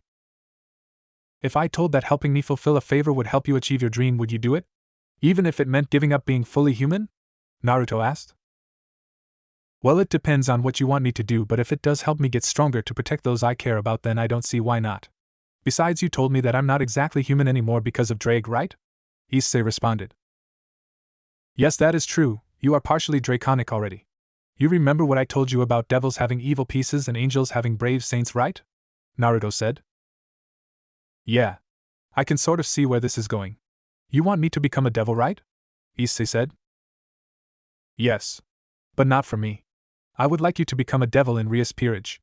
I want you to watch over my little sister. Call it insurance. It would allow me to sleep much more soundly at night knowing that the Red Dragon Emperor that I trained was able to assist my little sister in whatever matters may arise and help to protect her. I understand if you don't want to, Naruto said. No, it's fine, sensei. All my life I've been a useless pervert. But thanks to you, everyone sees potential in me. If this helps me repay you for all that you have done, then I will gladly do it, Issei said. Thanks, Issei, Naruto said with a smile. So how do I go about becoming part of Rias-senpai's peerage? Issei asked. I have reason to believe that the fallen angels are aware that you have a sacred gear, and a strong one at that, since they were always the best at going after sacred gears out of the three factions thanks to Azazel's expertise. With the fallen angels onto you, you could either wait for them to come to you and in the process drawing the attention of Rias, who happens to be in charge of this territory, or during school you let out a pulse of your power to attract her attention. The choice is entirely up to you, Naruto said. I guess I'll just flare my power and talk to her. It's a lot better than waiting for the fallen angel to come and risk anything bad happening, Issei said. Glad to see that you aren't taking any unnecessary risks. Now get back to training. You still have another hour before you are done for the day. Work on your other skills besides physical training, Naruto said as he turned to leave the training ground. Hi, sensei, Issei said as he got to work practicing his kenjutsu. And Issei, please don't tell Rias that I trained you or that I sent you. For now, I want to remain anonymous to the world at large, Naruto said, turning back to look at his student, who simply nodded in response. When he got out of the training grounds, he saw Yasaka waiting for him with a seductive smirk on her face. Naruto just raised an eyebrow at this before he was pulled in for a heated kiss. You said we would continue this when we got back home. Well, we are home now, so let's have a little fun, shall we? Yasaka said. Of course, my dear queen, Naruto said as he flashed them to their bedroom. A few hours later, the king and queen had finished their little rut, and Yasaka was blissfully resting in the bed. Naruto sat at the edge of the bed and stroked her cheek delicately, Yasaka unconsciously leaning into the touch. Naruto kissed her forehead before heading out of the room and going to his command room. He grabbed his mask and his black cloak with red clouds and put it on before disappearing in a black vortex. He appeared on a tree overlooking the abandoned church where he had detected the fallen angels. He narrowed his single visible eye when he counted 4 fallen angels, although they were all weak with only a single pair of wings. So there are indeed fallen here. But what are they doing? Azazel is one of the last few people I would expect who would do this, since it could well lead to a war, Naruto said to himself. He listened into the conversation of the fallen, getting their names and stowing that information away for further research. Eventually he got bored of their useless bickering and decided to go back and do research on them. He returned back to his command room, activating the terminal and entering the names of the fallen. The other 3 have nothing really worth noting. But it seems that this 4th one, Rainier, is unusually devoted to Azazel and would go to great lengths to please him, or at least do things that she thinks will please him. Naruto mused. He decided to get in touch with his contact to learn what could have drawn the fallen angels here. Interesting, so they managed to track the boosted gear here.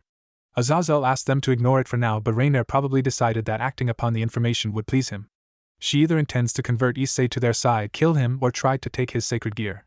She also requested for an excommunicated nun to be sent here. And the nun has some weird healing power, probably a sacred gear.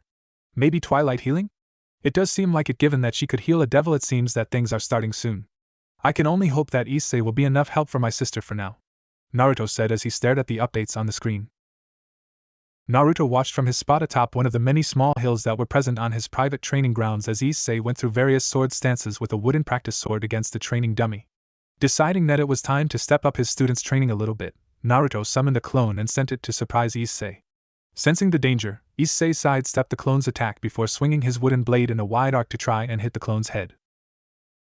The clone ducked under the strike and attempted a straight thrust to try and jab Issei with its own wooden blade, but Issei deftly avoided the strike by bending backwards. He went for a leg sweep to try and get the clone, but the clone jumped up and tried for another overhead strike which Issei was able to parry. Issei pushed back on the strike before going in for a diagonal slash, only to have it countered by the clone. He spun the sword in his hand fluidly, his sword arcing around the clone in a flurry of movement in its attempt to try and overwhelm the clone's defenses, but of course it was Naruto's original move, so the clone simply countered with his own variation before slipping within his guard and giving Issei a swift hit to the side. Stop, Naruto said as both the clone and Issei stopped, the clone dispelling as he approached Issei. Good job, Issei. Your sword skills are certainly improving. That will be all today. You should rest. I trust that you have garnered my sister's attention? Naruto asked as Issei deposited his sword into a pocket dimension. Yes, I have. She currently has her rook, or her queen, trailing me. While her queen may be good at sneaking around, she has nothing on your training, sensei.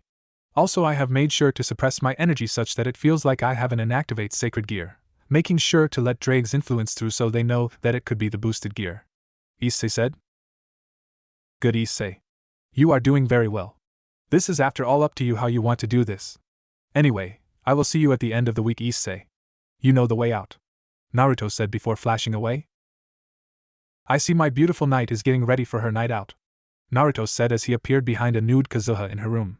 He pulled her body to his, wrapping his arms around her waist, the developing baby bump being felt by his calloused fingers. I want my time with my king to be very special after all, Kazuha replied as she placed her hands over his. Just imagine, in another 5 months you will become a mother, and we will be welcoming a new member to our growing family, Naruto said as he kissed her cheek. I look forward to the day when I get to hold our child, my beloved king. Have you thought of any names? Kazuha asked. Well, I have thought of one if it is a girl. Himawari. If it is a boy, well, I haven't thought of a good name for a boy yet, Naruto replied as he suckled on the sensitive flash of her neck, earning a moan from his black-haired knight. Anyway, would you like to join me in the bath before we go for our dinner? Kazuha asked. Of course. I would never reject the chance to spend time with one of my beloveds, Naruto said as he carried Kazuha in his arms towards the bath. He filled the tub up with water using his magic and got inside the spacious tub, Kazuha set between his legs. He gently lathered soap all over her body, his touch lingering over her more sensitive areas for just a little longer to tease her. After he washed her body of all the soap and gave her hair a gentle wash, they changed positions so that Kazuha could wash Naruto, making sure to return the favor for his earlier teasing. Once the two of them were done fooling around and got clean, Naruto took a seat in front of the dresser, using a hairbrush to brush Kazuha's luxurious hair before setting it in her usual ponytail with her usual orange ribbon. She got dressed in a beautiful orange dress that showed off her figure and gave a hint of her developing baby bump, while Naruto put on a simple red t-shirt and slacks with a blazer over top. Shall we, my dear? Naruto asked as he offered a hand to her. Of course. We don't want to lose our reservation now, do we? Kazuha said as she accepted the offered hand and the pair left for their dinner. They arrived at their chosen destination, a quaint little French restaurant that had quickly become a favorite for Kazuha given how often she would ask him to bring her here. They were led to their usual spot in a secluded corner of the restaurant, and Naruto helped Kazuha get seated before he took his own seat opposite to her. They browsed through the menu and ordered their dinner for the night together with some wine to accompany it before being left in silence. It's hard to imagine that I've been with you for more than 30 years now. I still remember that day when you saved me, Kazuha said as she leaned into Naruto's hand that was tenderly stroking her cheek. At that time all I could think about was keeping my promise to Kazuya because he was the only real family I had. I remember that sadness at not being able to see him again, not able to comfort him when he got sad and not being able to see him grow up. But you changed that for me. You gave me a new life. I always wonder what would happen had you not come to save me. What would the afterlife have been like? I always tell you to stop thinking about what ifs and focus on the here and now. You have family now. We all love you. I love you dearly, Kazuha. I think it was fate that called me to your world. At first I went there out of interest, but then I met you. You could say I fell head over heels with you. How you didn't care about others and was brutally honest to everyone you met. I admired your determination to break away from your grandfather despite the hard life that came with it. I couldn't let a beautiful soul like yours be extinguished so easily now, could I?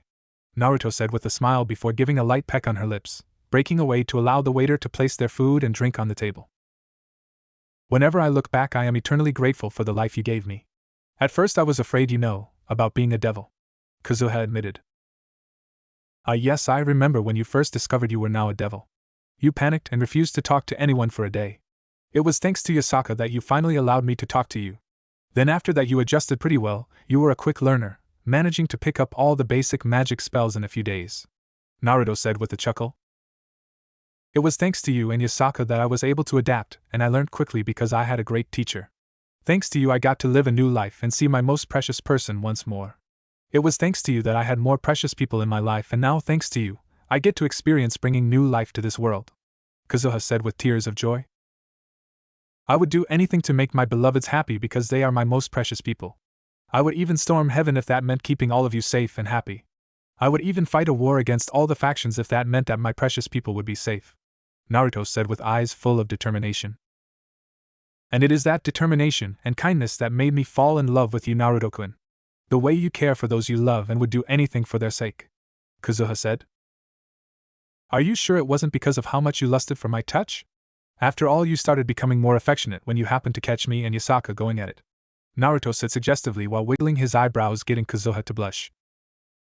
Well, I will admit that it was one benefit, but our relationship is more than just a physical one. After all, the greatest symbol of our love grows as we speak, Kazuha said as she had a warm smile on her face, one that was mirrored on Naruto's face. Do you remember that time during the 9th Nova Clash? When you first showed your devil powers against the Nova? Naruto asked, the both of them reminiscing about the past. How could I not? I put too much energy into the technique and ended up causing a lot of property damage even if it managed to go through an entire Type S Nova. And then Yasaka wasn't much better with her fire. Of course, thanks to your illusion we didn't have too much explaining to do except for your unique powers as a limiter, Kazuha said, putting emphasis on the word unique since it was basically all of Naruto's devil powers that they could mask as being special limiter powers from having two very strong Pandora. Your grandfather is pretty good with coming up with cover stories though. I mean, experiment to see the benefits of two Pandora sharing one limiter? Experiment on injecting more stigmata into a limiter? Unique genes that resonate with the Pandora? I don't know which one I found more surprising, the fact that he could come up with all of that on the fly or the fact that people actually bought that nonsense, Naruto said. People were desperate, and we gave them hope during dark times. I still can't believe how the Nova invasion ended once you decided to reveal your full devil powers and destroy the Nova home world, Kazuha said with a chuckle. After revealing that he was a devil and after the 12th Nova Clash, Naruto had gotten bored and decided to just go to the Nova home world, using his ultimate Susanoo and his strongest attack to destroy the world, ending the Nova threat for good. Well, I got tired of the constant alert, and I wanted to enjoy my time with my girls, Clean up after that was troublesome though, Naruto said with a shrug. Since they were done with the meal, Naruto paid and helped Kazuha out of her seat before the two of them walked through the park together, Kazuha's head leaning against Naruto's shoulder, as he had an arm wrapped around her, his blazer draped over her shoulders. It's a beautiful full moon tonight. How about we sit down and watch the stars for a little while? Kazuha suggested. Naruto nodded and sat down on a bench, pulling Kazuha to sit in his lap as he wrapped his arms protectively around her waist. It is a nice night. I like times like this, nothing but me and my beloved spending time together just the way I like it, Naruto said. I wonder what is going on back in my own world. I wonder how Kazuya and Satellaizer are doing, Kazuha said. I remember when you used to resent her, constantly complaining to both Yasaka and Mihao, and I quote, that blonde harlot is trying to steal my Kazuya from me and is corrupting my little brother with her body. But then you started accepting her. I wonder what brought on that change, Naruto said. Well, I guess it was after the 10th Nova clash when we all nearly died from the Nova bomb only to be saved by you at the last moment. But I realized how happy she made him, just like how happy you made me. Speaking of which, they had kids, right? Kazuha asked. That's right. They had 2 children, a son and a daughter. Why don't we see what they are up to right now? Naruto said as he raised his hand. Activating his Rinnegan, he created a viewing portal to Kazuha's world. Kazuha had a warm smile as she watched her younger brother eating dinner with his family. She could see the love between the family and was grateful that her brother had found happiness away from her. She was even pleased to see that her remaining aunts were spending time with him, since they seemed pretty lost after her grandfather had passed. I can't wait to experience that with you, the life of a loving family. Granted, it will be a little different since you have 7 wives, but looking at you, Yasaka, Kuroka, Kunu and Boruto, I can't wait to have this child of ours born so that I can experience the joy of being a mother like they have, Kazuha said. I can't wait for our child to be born either. Now come on. It's time to go home, Naruto said. The two of them enjoyed a peaceful stroll back to the shop before heading off to bed, Kazuha using Naruto as her pillow, her head nestled into his neck as he wrapped his right arm possessively around her waist. He gave her a light kiss before they both drifted off into blissful unconsciousness. Scene change. Naruto's command room. 2 weeks have passed. I see, so Rise of him is going after something called Sephiroth Graal, also known as the Holy Grail. Any idea why he would want it? Naruto asked as he went through the data gathered by his pawns. We have no idea, however he has made no other movements besides showing a keen interest in that particular sacred gear, Gaara said while A was busy punching B in the background for terrible rapping. Keep an eye on him and tell me if any other development occurs, Naruto said before he cut off the communication with them. Odd.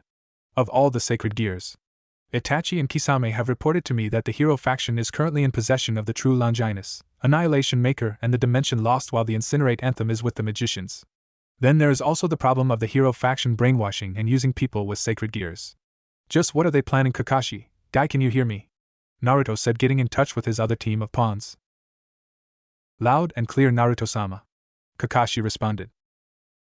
I want you to keep an eye and ear out for any development regarding the hero faction. It seems they are amassing power, and anytime a singular group tries to consolidate their power, it is never a good thing, Naruto said. Duly noted. We will inform you should we learn of any development regarding the hero faction, Kakashi said before the communication was cut. Things are happening in the background for now. I wonder if any of the faction leaders have taken notice of this. But then again, the dissidents have been good at hiding their movements so far. Oh well, it would seem that Issei is handling his situation well. The Fallen have taken an interest in his now. In fact, if I recall, he has a date with one this weekend. Oh well. How he decides to approach this matter is his choice.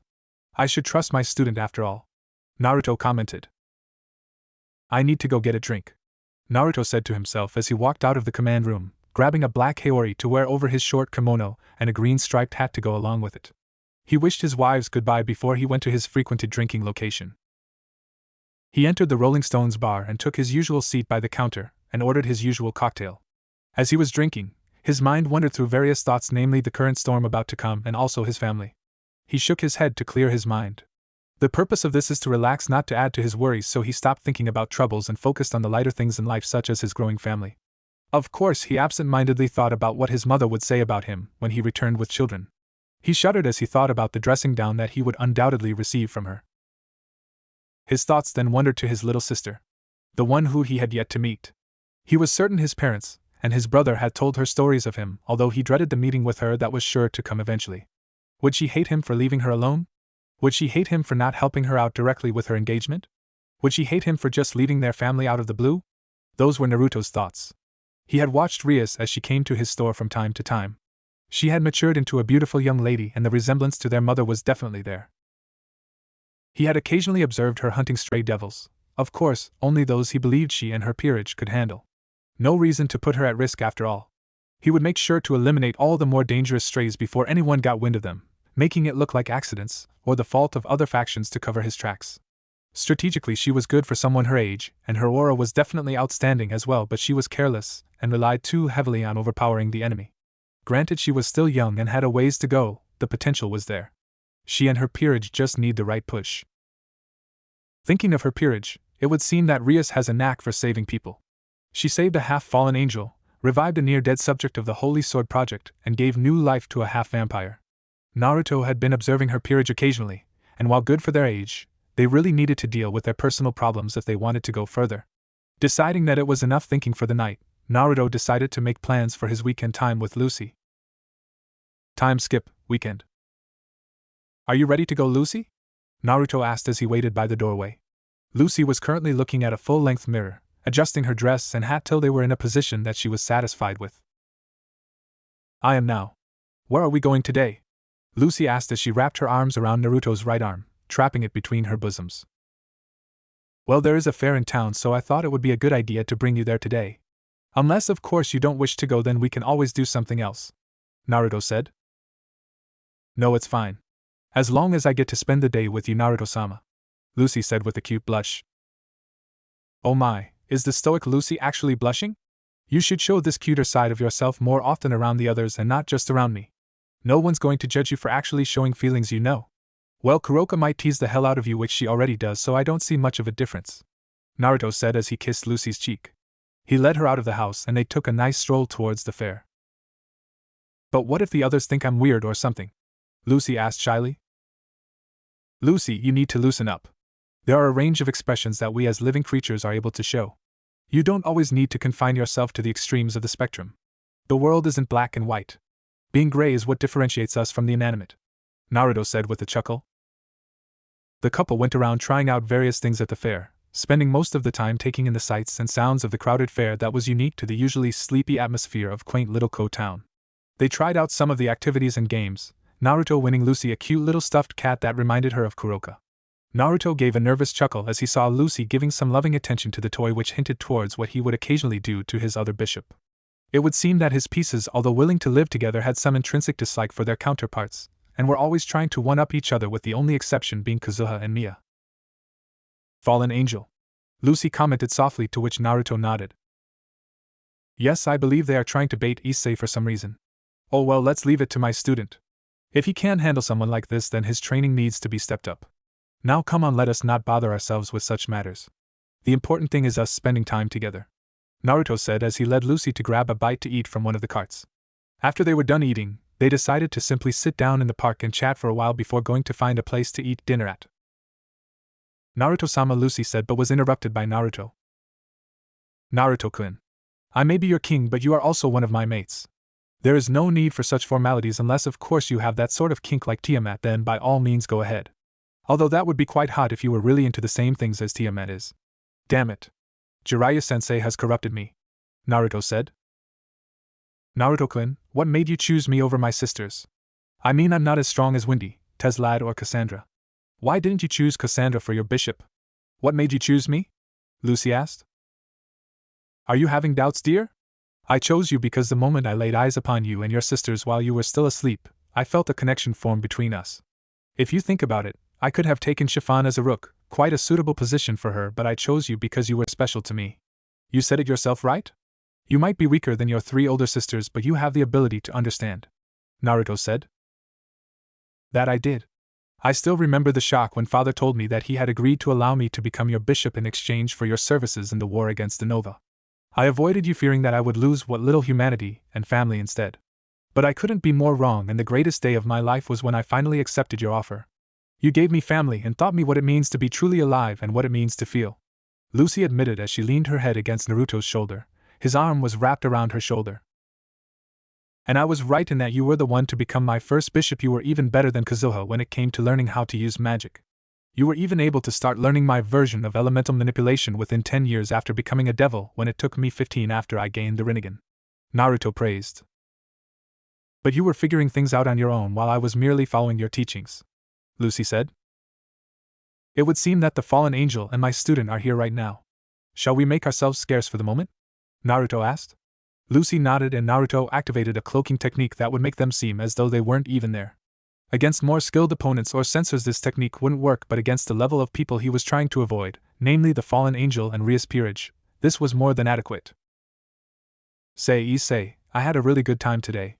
Could you kindly do one more thing for me? A beautiful black-haired girl asked. What is it, Yuma-chan? Issei asked sweetly, although inside he was cringing at having to blatantly lie like this. The fallen angel's intent to harm he was so clear that it was really disgusting to him to have to keep pretending until she made her move. Could you please die for me? Yuma asked. I was waiting when you would make your move, Issei said as he put some distance between himself and Yuma, who had reverted into her true form. She had become more mature, and she now wore a leather outfit that left little to the imagination. Her pair of black wings were unfurled as a barrier surrounded the area. What do you mean? You are just a kid with a dormant sacred gear. How on earth did you know I was after you? Yuma asked. I can sense your intent, Yuma, or should I say fallen angel. Tell me, what is your real name, and did Azazel order you to do this? Issei asked. I am Rainer. And no, Azazel only ordered us to watch you, but I'm sure that once he hears of what I have done here he will reward me greatly. Rainer boasted as she created a spear of light. I expected as such, Issei said as he summoned his katana that Naruto gave him from his pocket dimension, seeing no reason to reveal his sacred gear for such a weak opponent. Die, human! Rainer said as she hurled the light spear at Issei. Issei channeled lightning magic into the katana, destroying the light spear when it came into contact with the blade. He pushed more magic through the blade, extending it out as a short spear of electricity that pierced Rainer's wing, making her body go numb. I suggest you leave. I'm merciful today, so I'll let you leave, but that was just a warning and to tell you that I can kill you at any time. So don't think you can disobey your superior's orders so easily and also enter someone else's territory without repercussion, Issei said coldly. Rainer glared at him before flying away with her tail between her legs. You can come out now. I know you've been following me for some time, Issei said as Kaneko and Akino appeared from the trees. Era, how did you manage to sense us? You must be pretty good, and you seem adept at using magic and a sword. I assume you know that we are devils? Akino said. Issei simply nodded his head. Good. Our king would like to speak to you. She has an offer to make you. If you would please come with us, Akino said. I would like to speak to Ms. Gremory as well, so lead the way, Issei said as he followed behind the two devils. Well, it seems my student handled that quite well. I'm impressed. If that was him from a few months ago, he would be too busy ogling the fallen angel to even notice a light spear piercing his gut, Naruto said, and Lucy nodded in agreement, since she too had seen the changes that the young man went through. Shall we go have our dinner then? It's about time for it anyway. Where would you like to go, Lucy? The usual? Naruto asked as he carried her in his arms and proceeded to hop on rooftops towards her usual dinner place, making sure to place an illusion so no one would notice them. They had a quiet dinner at a fancy steakhouse that Lucy would always ask Naruto to bring her to, and throughout the dinner, Naruto noticed that something was on Lucy's mind. Deciding to ask her about it later on, he continued to eat dinner in peace while taking note of Lucy's actions. Once they were done, Naruto paid for the dinner and they left, Lucy leaning her head against Naruto as he had an arm wrapped around her shoulder while they went back home. Lucy, is something bothering you? Naruto asked with concern. No, there is nothing wrong, Naruto-kun, Lucy said with a smile that Naruto instantly knew was false. Don't lie to me, Lucy. I can feel your emotions in turmoil not only through my own abilities but also our bond from the evil pieces. Tell me, what is it that is bothering you? You can be honest with me, Lucy. I would do anything to make you happy, Naruto said, taking her hands in his. It's just that I'm a little jealous of Isaka, Kuroka, and Kazuha. They look so happy bearing your and raising your children. I want to feel that happiness. I want to have a child with you as well, Lucy said. Are you sure about this? Having a child is not something one should think about so casually. That was why I invented the anti-pregnancy seal in the first place, so that I wouldn't have too many children that wouldn't be raised properly from all our fun activities in bed. Are you certain that this is what you want? Would this make you happy? Naruto asked as he cupped her chin and brought her face to look up at him. Yes. I am sure I am ready. I want to have a child with you. I want to experience that happiness that Yusaka, Kuroka, and soon Kazuha experience. So please give me your child, Naruto-kun, Lucy said. Very well then, my precious Lucy-chan. Let's get started with the baby making, shall we? Naruto said as he pulled Lucy in for a kiss and teleported them to their bedroom to get started on fulfilling her wish. Alarm sounds. The party has been cancelled. All you genetics Pandora get to the plaza now, one of the Chevalier Pandora ordered. Elizabeth, what is going on? Arnett asked. I don't know, but we should get going, Elizabeth said. But what about her? Arnett asked. Era, it seems that the legendary Pandora can't hold her liquor. Lucy-chan, you should really not let your sisters drink if they are going to pass out so easily, Yasaka said as she, Naruto, Kazuha and Lucy approached the group. What my sisters do is none of my business. Besides, as our loving niece, Kazuha should be the one keeping us in line in trivial matters like this. After all, the rest of us are still naive to the ways of the world, Lucy said offhandedly. Oh great, now you are just pushing the blame to others. By the way, has anyone seen Kanzuya and Satellizer? Wait a minute, that harlot. She is trying to seduce my cute little Otoro into doing indecent acts with her, Kazuha said with an expression of horror on her face. About Kanzuya, Elizabeth said nervously, not knowing how to tell the enraged older sister that she was the one that pushed Satellizer to spend some quality time with Kanzuya. Relax, Kazuha. You need to be less overprotective of your brother. After all, he is Satellizer partner, is he not? The fact that they still have yet to carry out a baptism not being considered, Naruto said. Anyway, what do we do about her? I think we should take her with us, no? Arnett asked. Arnett. Elizabeth. Kanzuya shouted as he and Satellizer ran towards them. Oh, there you two are, Naruto commented offhandedly. What happened? Kanzuya asked. We have no idea, Elizabeth responded. It would seem that there are intruders storming this base. And a level 1 alert to boot. These intruders certainly are something. In fact, they are going to appear in 3-2 now, Naruto said dryly as the wall exploded and from the smoke emerged 4 enemy Pandora wearing some sort of armor. Ah man, this is just perfect. It looks like we just found some genetics babies. The one dressed in a trench coat, Petty Laner, said as she chucked a defeated Chevalier Pandora away. Command room. Bring up the video feed on the intruders, Dr. Aoi ordered. As soon as he saw the stigmata pattern on their backs, he slammed his fist into the table. Naruto, do you read me?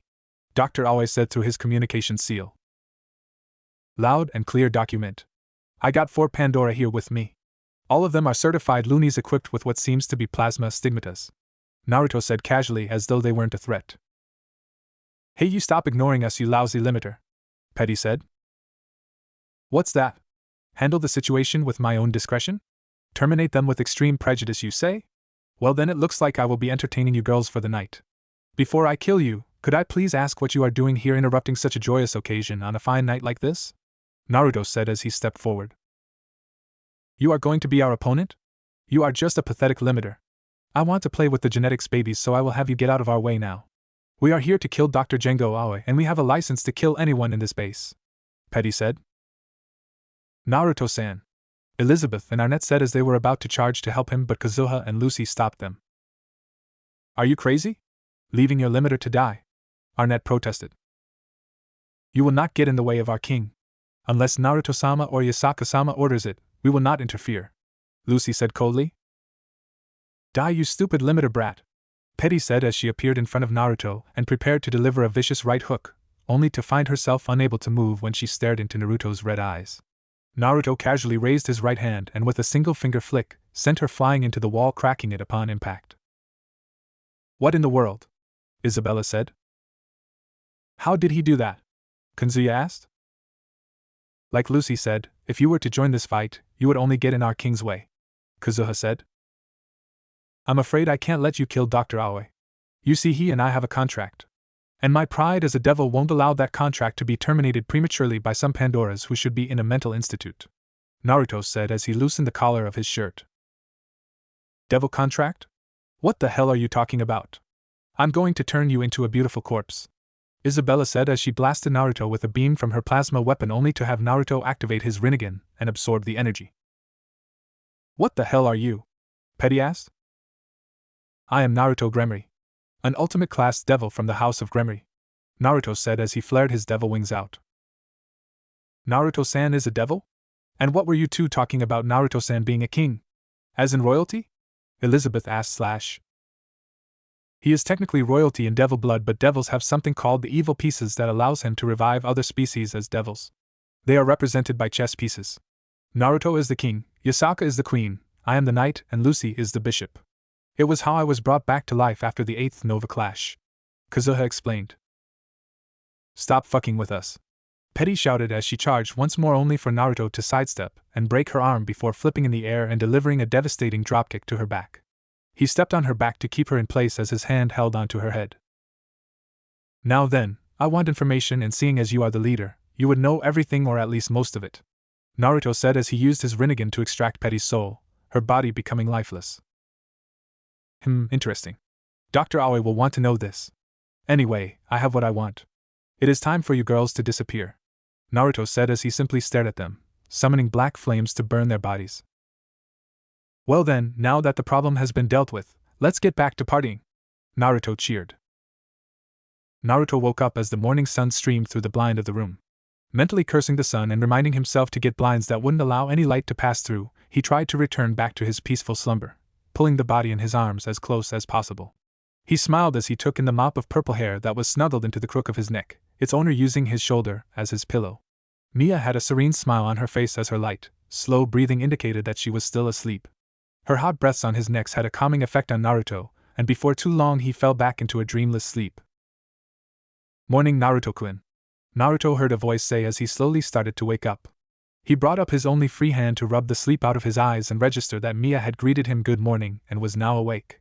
She was looking up at him with eyes full of love and possibly a slight hint of lust. Morning, Mia-chan. I trust you had a good sleep?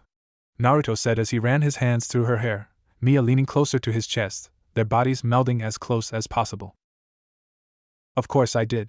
With my Ashikabi-sama with me, I will always be able to have a good rest. Do you have anything to do today? Mia asked as she stroked his cheek, Naruto placing a hand over hers as her other hand traced his well-defined torso. Well, aside from doing the usual updates with the pawns, I just need to see how Issei is settling in as a devil and deal with the rogue fallen. Would you like to join me in dealing with the fallen today? Naruto said. Era, you know how long it has been since I last used my sword, Naruto-kun. You spoil me so much, Mia said while covering her mouth and giggling. Well, you can have your fun, but do try to refrain from killing them, Naruto said while Mia pouted at this. Mao, Naruto-kun, you spoil sport. That means that I can't play with them as much. Besides, they are only weak fallen with a pair of wings each, Mia said. You know, you sure changed since I first met you. What happened to my sweet little Mia-chan who was unwilling to raise her blade? Naruto joked. Well, if it's for the sake of my king, then I am willing to do anything. After all, my Ashikabi-sama owns me body, mind and soul. Since we have some time, why don't we have a little fun? Mia said as she moved to straddle Naruto's waist. As much as I would love to continue our activities from last night, you will have to be satisfied with what we have already done for now, since I need to go check up with the pawns. Or have you not noticed how late it is? Naruto said as he moved Mia off him, earning a pout from the purple-haired woman. Era, Naruto-kun, you know it is not nice to reject a lady's advances like that, Mia said. Whatever you say, Mia. I'll see you later after I'm done with the meeting. We can go and do whatever you feel like doing. Just think of something. After that we need to check up on Issei, then you can have your fun with the fallen angels, Naruto said as he put on a pair of slacks and a t-shirt before walking away to the command center, where he contacted all his pawns to get status updates on their tasks. So all the most of the Longinus have been accounted for. The angels have the Zenith Tempest in the hands of the strongest exorcist, Dulio. The devils now have the boosted gear through Issei and also the Regulus Nemia, which is a pawn in Serog Bale's peerage.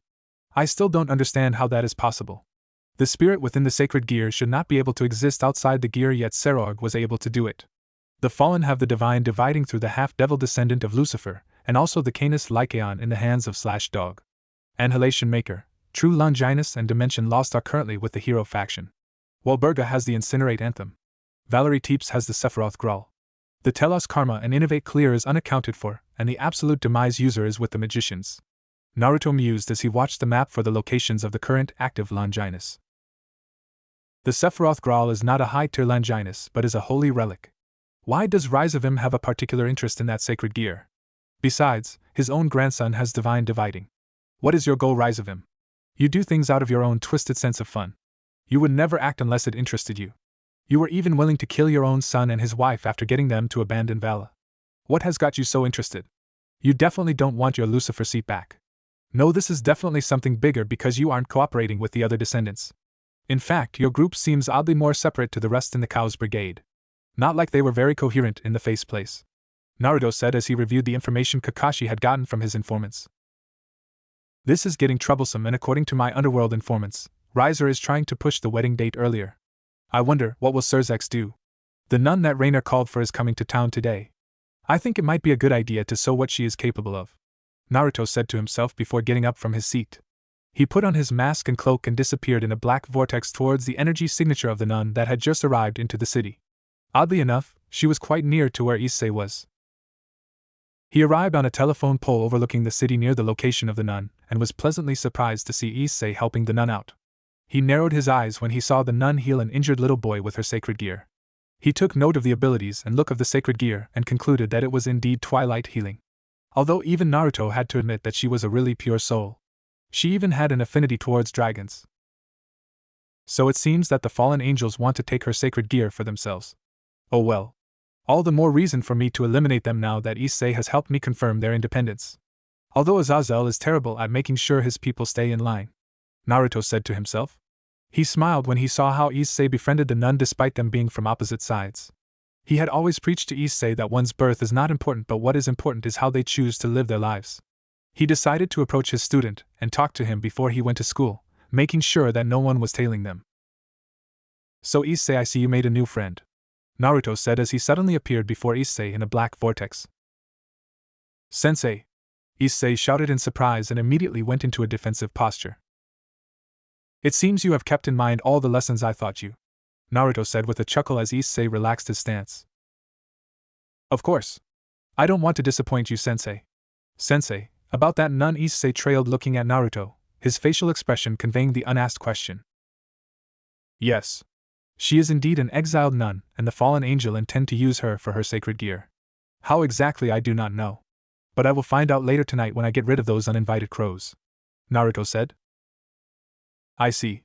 I just hope Asia is okay, Issei commented. Concerned about your new friend already? I thought I told you to be more careful about who you trust, Naruto said. Yeah, it's just that Asia seems too nice and innocent. It's like she can't even be evil if she tried, Issei commented. Good to see that you noticed. Anyway, we are getting too near to your school for me to get to, so I best get going. By the way, I'll leave Asia in your care once I'm done with the fallen angels. Talk to you soon, Issei. Bye, Naruto said before disappearing in a red flash. Wait, Sensei, what did you mean by leaving the girl in my care? Issei said as his eyebrow twitched at being ditched by his sense all of a sudden. He sighed and walked towards school, deciding to talk to his sensei when he visited the shop later today since classes were more important right now. Hey there, Mia-chan, Naruto greeted as he appeared behind his purple-haired knight. Kaya! Mia shouted in shock before she turned around and bonked Naruto on the head with a ladle that she pulled out of somewhere. It seems that she always carried it with her at all times. Itai! Did you really have to hit me so hard with the ladle? Naruto said while rubbing his head trying to soothe the pain as a lump could be seen on his head. Sorry, Naruto-kun, but you surprised me when you appeared so suddenly. Here, let me kiss it and make it better, Mia said as she pulled Naruto in for a hug, laying his head in her bosom and kissing the spot where she hit him. Hee, but I like seeing your reaction. It's cute, Naruto said only to get bonked on the head one more time by Mia. Mao, Naruto-kun, it's not nice to say such things about my unladylike behavior, Mia said with a pout. Itai. I was supposed to be healed, but instead I just received more damage, Naruto said with anime tears. There, you little baby.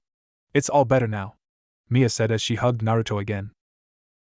Well, have you thought of what you want to do today, Mia? Naruto asked. How about we go for a stroll, then have a picnic at the forest and hillside overlooking Code Town, then we can go clean up the fallen angels before having a nice supper at the new 24-hour cafe, Mia suggested after some thinking, a finger on her chin as she debated internally on what she felt like doing. Let's get going then, shall we? Let me go get freshened up and you can prepare the picnic basket, Naruto said as he gave Mia a kiss, causing her wings to erupt from her back before leaving for his own room to get ready for the day. Mia waited for Naruto at the doorway with the picnic basket in hand. She looked at the time and saw that it was almost the afternoon. She was dressed in her usual clothes like a Miko priestess with a white top and purple hakama pants. Naruto came down wearing a simple white shirt that had the sleeves folded up so that they stopped before his elbows and the top 2 buttons were undone. He wore simple black dress pants and shoes. He extended an arm that Mia accepted, wrapping it between her bosom as she leaned her head against his shoulder. The two walked out of the house in comfortable silence towards the outskirts of Ko Town for their private time, Naruto making sure to leave behind a few clones to handle matters. With Mia and Naruto. After setting out the mat under the shade of a tree that gave them a good vantage point, Naruto settled himself down. His back leaned up against the tree and Mia took her spot between his legs. Naruto wrapped his arms around her waist, pulling her close and humming in contentment. They stayed like that in comfortable silence for a long time, both just enjoying being in the company of the other. Noticing that Mia's extremely relaxed state, Naruto gained a devious smirk as he decided to get back at Mia for all her constant teasing. He gave a slow sensual lick to her ear before nibbling on her earlobe. Then he went to suck on the sensitive flesh at the juncture of her neck and collarbone, earning a gasp from his purple-haired knight. "Ah, Naruto-kun, what are you doing?" Mia squeaked out as her breathing started to become ragged. "I'm just having a little fun with you, Mia-chan," Naruto said in a sing-song voice as he continued to suck on her sensitive flesh, his arms trapping hers, preventing any escape as Mia continued to squirm in his grip. "Mao Naruto-kun, please stop teasing me like this if you don't intend to go any further." Mia breathed out as her face was completely red. "Oh my, what is this? The normally prude Mia-chan wants me to go further? You used to be so against such behavior if what Matsu told me is correct," Naruto said as he stopped teasing Mia, spinning her around so that she now straddled him, her body pressed close to his. He rested his head against her shoulder as he could still hear her slightly frazzled breathing while she was still calming herself down from the teasing. "Yufufu, it isn't my fault that my king couldn't keep his beastly urges in check despite having so many partners that he managed to corrupt me like this. Although if I had known that having fun with my destined one was so meaningful and pleasurable, I might have been more lenient to the others. Of course, that one time Minato walked in on us was hilarious," Mia said as she finally calmed down. "The kid was so naive. I still don't understand how he managed to get so many sekirei, even a few single digits too," Naruto said. "Well, it could have been just luck, or his soul might have been special. Although I always wondered how you managed to wing me yet did not attract any other sekirei. If you were strong enough to wing me, then every other sekirei should have naturally gravitated towards you," Mia said. "Well, my theory for that is the sekirei's destined ones have a certain soul quality that attracts them to each other. The way to subvert this is to have a stronger soul. In my case, your reaction to me would be because of our natural compatibility, while everyone else would merely have become my sekirei due to my power levels. But to stop that, I just made myself undetectable to the other sekirei after I winged you. Also, I used your connection to the others as their pillar to eliminate the possibility of winging me. If you recall, that was how we unwinged the sekirei who did not manage to find their ashibaki and rewrote their souls to their base state so that they were essentially unaffected by the forced winging," Naruto said. "Did that come on the spot or was that after research? Because while I am not doubtful of your smarts, you are rarely coming up with such complex theories outside of research topics or battle," Mia said as Naruto had anime tears and a rain cloud over his head. "Mia-chan, why do you have so little faith in me? Anyway, that theory was after researching using our bond through both the evil pieces and the regular sekirei ashikabi bond after you told me how sekirei could be forcibly winged. And you know the last part is true because that was how we saved all the sekirei," Naruto said. "I know. I was just kidding. You are the most amazing and important person to me, Naruto-kun. And I still can't thank you enough for all that you did for the sekirei race, including that anti-forced winging array," Mia said as she leaned her head against Naruto's chest, his heartbeat having a calming effect on her. "Of course, Mia. I made a promise to help you and I always keep my promises, especially to my precious people," Naruto said as he and Mia kissed, her purple wings flaring out from her back as Naruto quickly put up an illusion to prevent the energy surge from being detected just in case any of his disguising arrays failed. At the same time, Issei and clone Naruto. "Hey there, sensei, sorry I haven't been able to check in with you the last 2 weeks. It's just that I've been really busy with all this devil stuff," Issei said. "Yeah, no problem. I expected it anyway. How are you adjusting to this devil stuff anyway?" Naruto asked. "It's alright, I guess. Handing flyers was really boring, but doing requests is really fun, although some of mine have been really weird," Issei said with a shudder. "So how did you convince Rias to add you to her peerage?" Naruto asked. "Well, it wasn't hard once when I showed her that I was the Red Dragon Emperor. Although she did ask for a spar with her servants. They are pretty good, although thanks to the training you gave me I was able to beat her knight and rook," Issei said. "Yeah, well, my methods tend to be a little extreme, but they do bring results. Anyway, what did she say or feel about you being supernaturally aware, and what was your alibi?" Naruto asked. Well, I just told her that a wanderer trained me to use the boosted gear as well as helped me learn how to fight. She bought it for the most part, although I think she is still suspicious of why I come here. I think the only reason they give up is the illusions you have on this place, Issei said. I see. Well, then I have the perfect method to allow us to continue meeting. But your training will now have to be done at your own time. Just give me one of the leaflets, and I'll become one of your regular contractors. Everything will work out, I promise, Naruto said. Back with Naruto and Mia. After the pair broke apart, they decided it was time to enjoy the picnic food that Mia had brought, and they took turns feeding each other and enjoying themselves. They discussed random matters such as how Mia was finding her life in Ko and what she thought of this town and his little sister, while she talked about the things that were currently troubling him, such as the Cows Brigade and also other matters like Rias' impending official engagement to Riser. Once they were done, Naruto flashed them back home so that they could prepare to go to deal with the fallen angels. Of course, the rest of Naruto's women pouted at Mia getting to go have some fun, with the exception of Kazuha, since she didn't want to risk the child in battle. He told them that it was just Mia's luck that he needed to deal with the fallen angels today and promised to make it up to them with anything they wanted. Naruto immediately regretted this decision as he saw the devious glint in the eyes of many of his mates. So how are we doing this, Naruto-kun? Mia asked. She and Naruto had gotten a vantage point overlooking the church. Naruto was dressed in his usual black cloak with red clouds and also mask, while Mia was wearing the uniform that she wore during her time at MBI without the Haori. The Gremory clan symbol at the back was removed to prevent anyone from linking their actions back and figuring out Naruto's identity. We are just waiting for the fallen angels to return, and then we will be good to go. You can have your fun with the fallen angels and whatever exorcists are in there with them. Heck, you can go on a rampage for all I care. Just try and keep the fallen alive. I'll take care of Asia, unless of course you would rather me fight? Naruto said.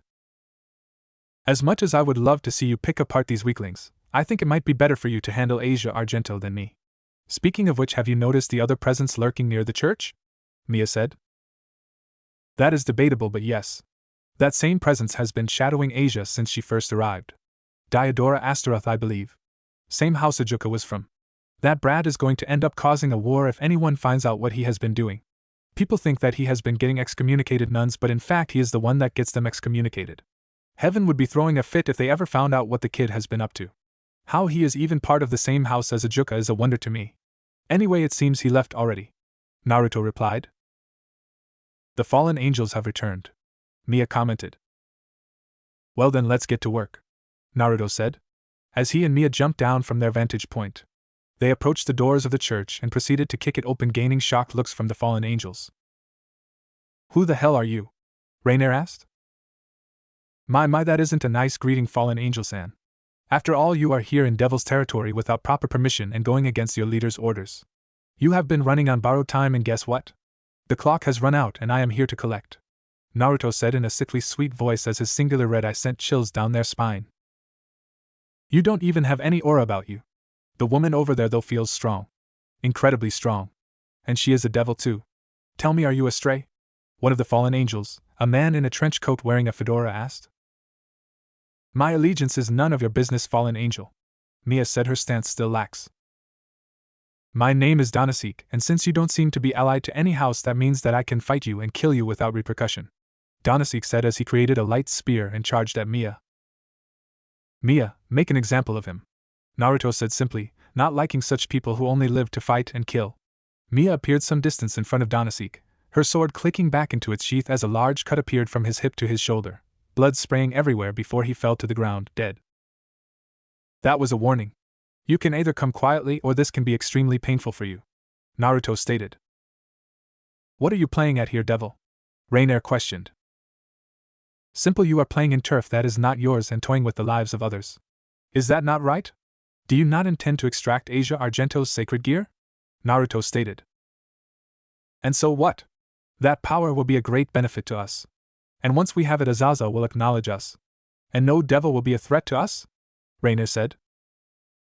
And what of Asia's life?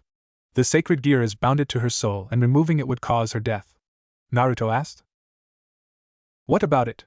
She is a worthless ex-nun who has no one left. Death will be a blessing for her, Rainier scoffed.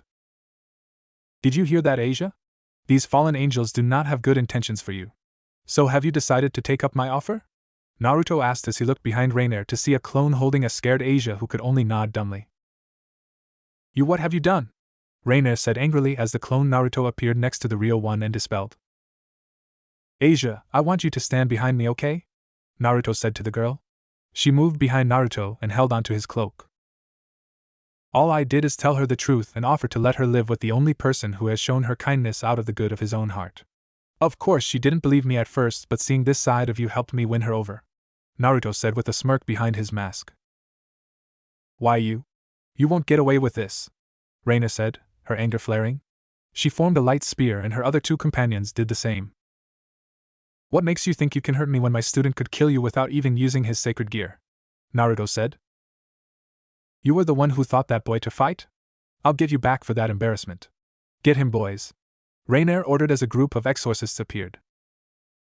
Mia, eliminate them, Naruto said.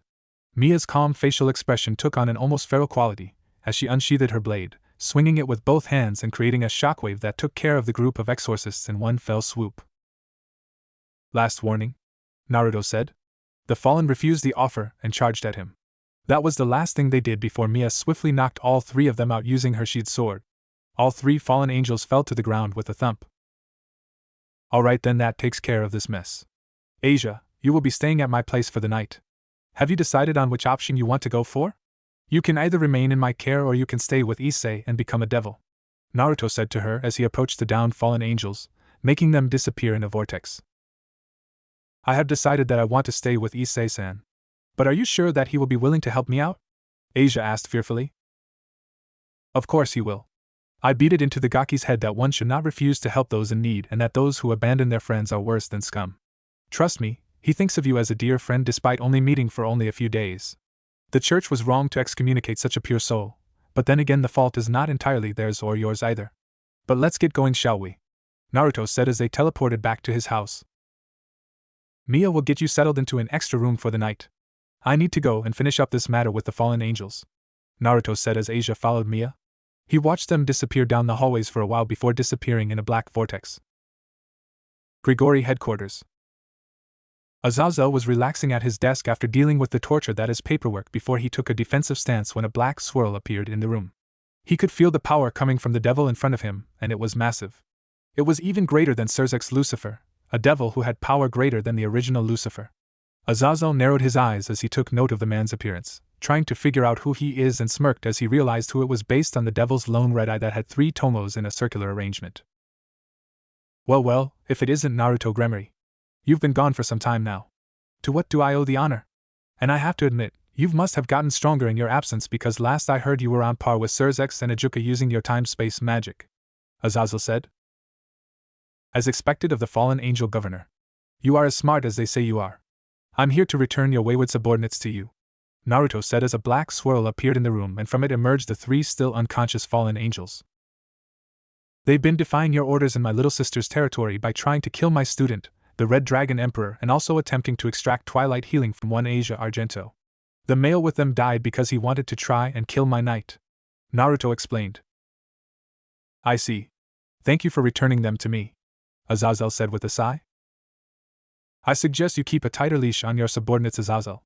The next time one of your lackeys runs amok and puts my little sister at risk, there will be no mercy, Naruto said. I understand. Again, you have my thanks for not killing them, Azazel said. Also, I require your assistance in certain matters pertaining to sacred gears, Naruto said. Specifically? Azazel asked. Sephiroth growled. What do you know about it? Naruto said. Azazel reached back into his drawer and pulled out a file, knowing that refusing would be stupid, and he saw no harm in giving the information. This is all the information I currently have on it, Azazel said as Naruto scanned through the file and committed everything to memory before tossing it back to Azazel. Thank you very much. I'll be leaving now. I don't have to tell you, but do not tell anyone about me or I will have to silence you permanently. Just kidding, Naruto said before he disappeared in a black vortex. Azazel released a breath he didn't know he was holding and turned back to his wayward subordinates. Did I keep you waiting long? Naruto asked as he appeared in the room that Mia was in. No. What did Azazel say? Mia asked. Nothing much. Although I did get what I want from him. Now why don't I take you out for that supper I promised? Naruto asked. Actually, I feel like doing something else more pleasurable. Mia said with a seductive tone as she walked over to Naruto, pulling off his mask and capturing his lips before they moved to the bed. Time skip, 1 month later. So Issei, how has Asia been adjusting to the life of a devil? Naruto asked through a communication circle as he lounged on the couch with Akasha seated in his lap. Well, she's doing fine. She's actually a natural at it. She's already done a few contracts, and according to Rias, we are going out to get our familiars soon, Issei said. I see, that's good to hear, Naruto said. Hey, Sensei, how did you manage to convince Asia that becoming a devil was good for her? Also, do you know why I have a strange attraction to her? Issei asked. Well, I can answer the second one easily. She has a natural affinity for dragons, and you being the Red Dragon Emperor naturally draws you to her. Although whether that ability is genetic or is it because of her pure soul, I do not know. As to your first question, you helped by showing her kindness out of your own heart. Something that she never experienced in the church, since they only appreciated her for her power. Oh, that and the fact that she had no one else to support her and nowhere else to go. How did you convince Rias to take her in, by the way? Naruto asked. Well, I just told her I found someone who needed a family and had twilight healing as a sacred gear, although at first she was a little apprehensive about recruiting a member of the church, but after she heard Asia's story, I swear I saw some tears in her eyes before she converted Asia. Are all Gremarys that sentimental? Issei said. Well, maybe. I know my elder brother Surzex is a total siscon now, but that might have been my fault because he fears that Rias might just up and leave like I did. Anyway, what is this I sense in your voice? Are you falling for my little sister? Naruto said, his voice taking on a sickeningly sweet quality to it. Well, you see, Issei stuttered. It's alright, I don't really mind. Besides, you are leagues better than that stupid Phoenix kid that she is supposed to marry. And unlike the bigoted devils, you see my little sister for who she is, not the title she carries. So if you two decide to pursue a relationship, then I approve. Of course, if you do go into a relationship with her, and you end up hurting her, well, I'll leave it to your imagination, Issei. Naruto said before he stopped the communication spell. He shifted his focus back to the vampiress that was currently seated in his lap, wrapping his arms around her waist. Sorry about that, Akasha-chan. I needed to check up on my student and his charge, Naruto said as he leaned his head against her shoulder. It's alright. You are making sure that your sister is taken care of. By the way, do you know when the engagement party is? Akasha asked out of curiosity as she ground her supple rear against Naruto's crotch, earning a groan from him. If my sources are correct, it is in 2 months' time, so that means Riser will probably be coming in a month and a half to get my sister, Naruto said as he continued to groan from the feeling of Akasha's ass grinding against his crotch. He decided to pay her back and nibbled on her ear, causing his pink-haired rook to let out a sharp breath. Smirking, he went further by going for the sensitive flesh on her neck, causing her to moan and grind harder against his crotch. Deciding that it was enough fun for now, Naruto removed Akasha from his lap and placed her next to him, pulling her close while she pouted from being removed from her favorite spot. Mao, Naruto-kun, why did you stop? I was having fun, and we could have done so much more, Akasha said seductively. As much as I love doing such things with you, we should be getting ready to go out if we don't want to lose our reservation, Naruto said. I guess you are right. But before we go, could I have a drink? Akasha asked. Of course, my dear. Anytime you want, Naruto said as he moved his neck to the side to allow her to drink. Akasha sunk her teeth into Naruto's neck and started to drink his blood, letting out a moan as the power in his blood was intoxicating to her. Once she was done feeding, she let go and gave the bite marks a lick, causing Naruto to shudder. Well then, shall we go get ready then, my king? Akasha said as she untangled herself from Naruto. Of course, my pink-haired vampiress, Naruto said as the two walked to the bathroom to get ready for their private time. They took a bath together, helping to wash each other's back and hair. Akasha was dressed in a following formal red gown with white lining, while Naruto was dressed in a gray shirt with a blue vest over top and black pants. Shall we, my dear? Naruto said as he linked his arms with Akasha.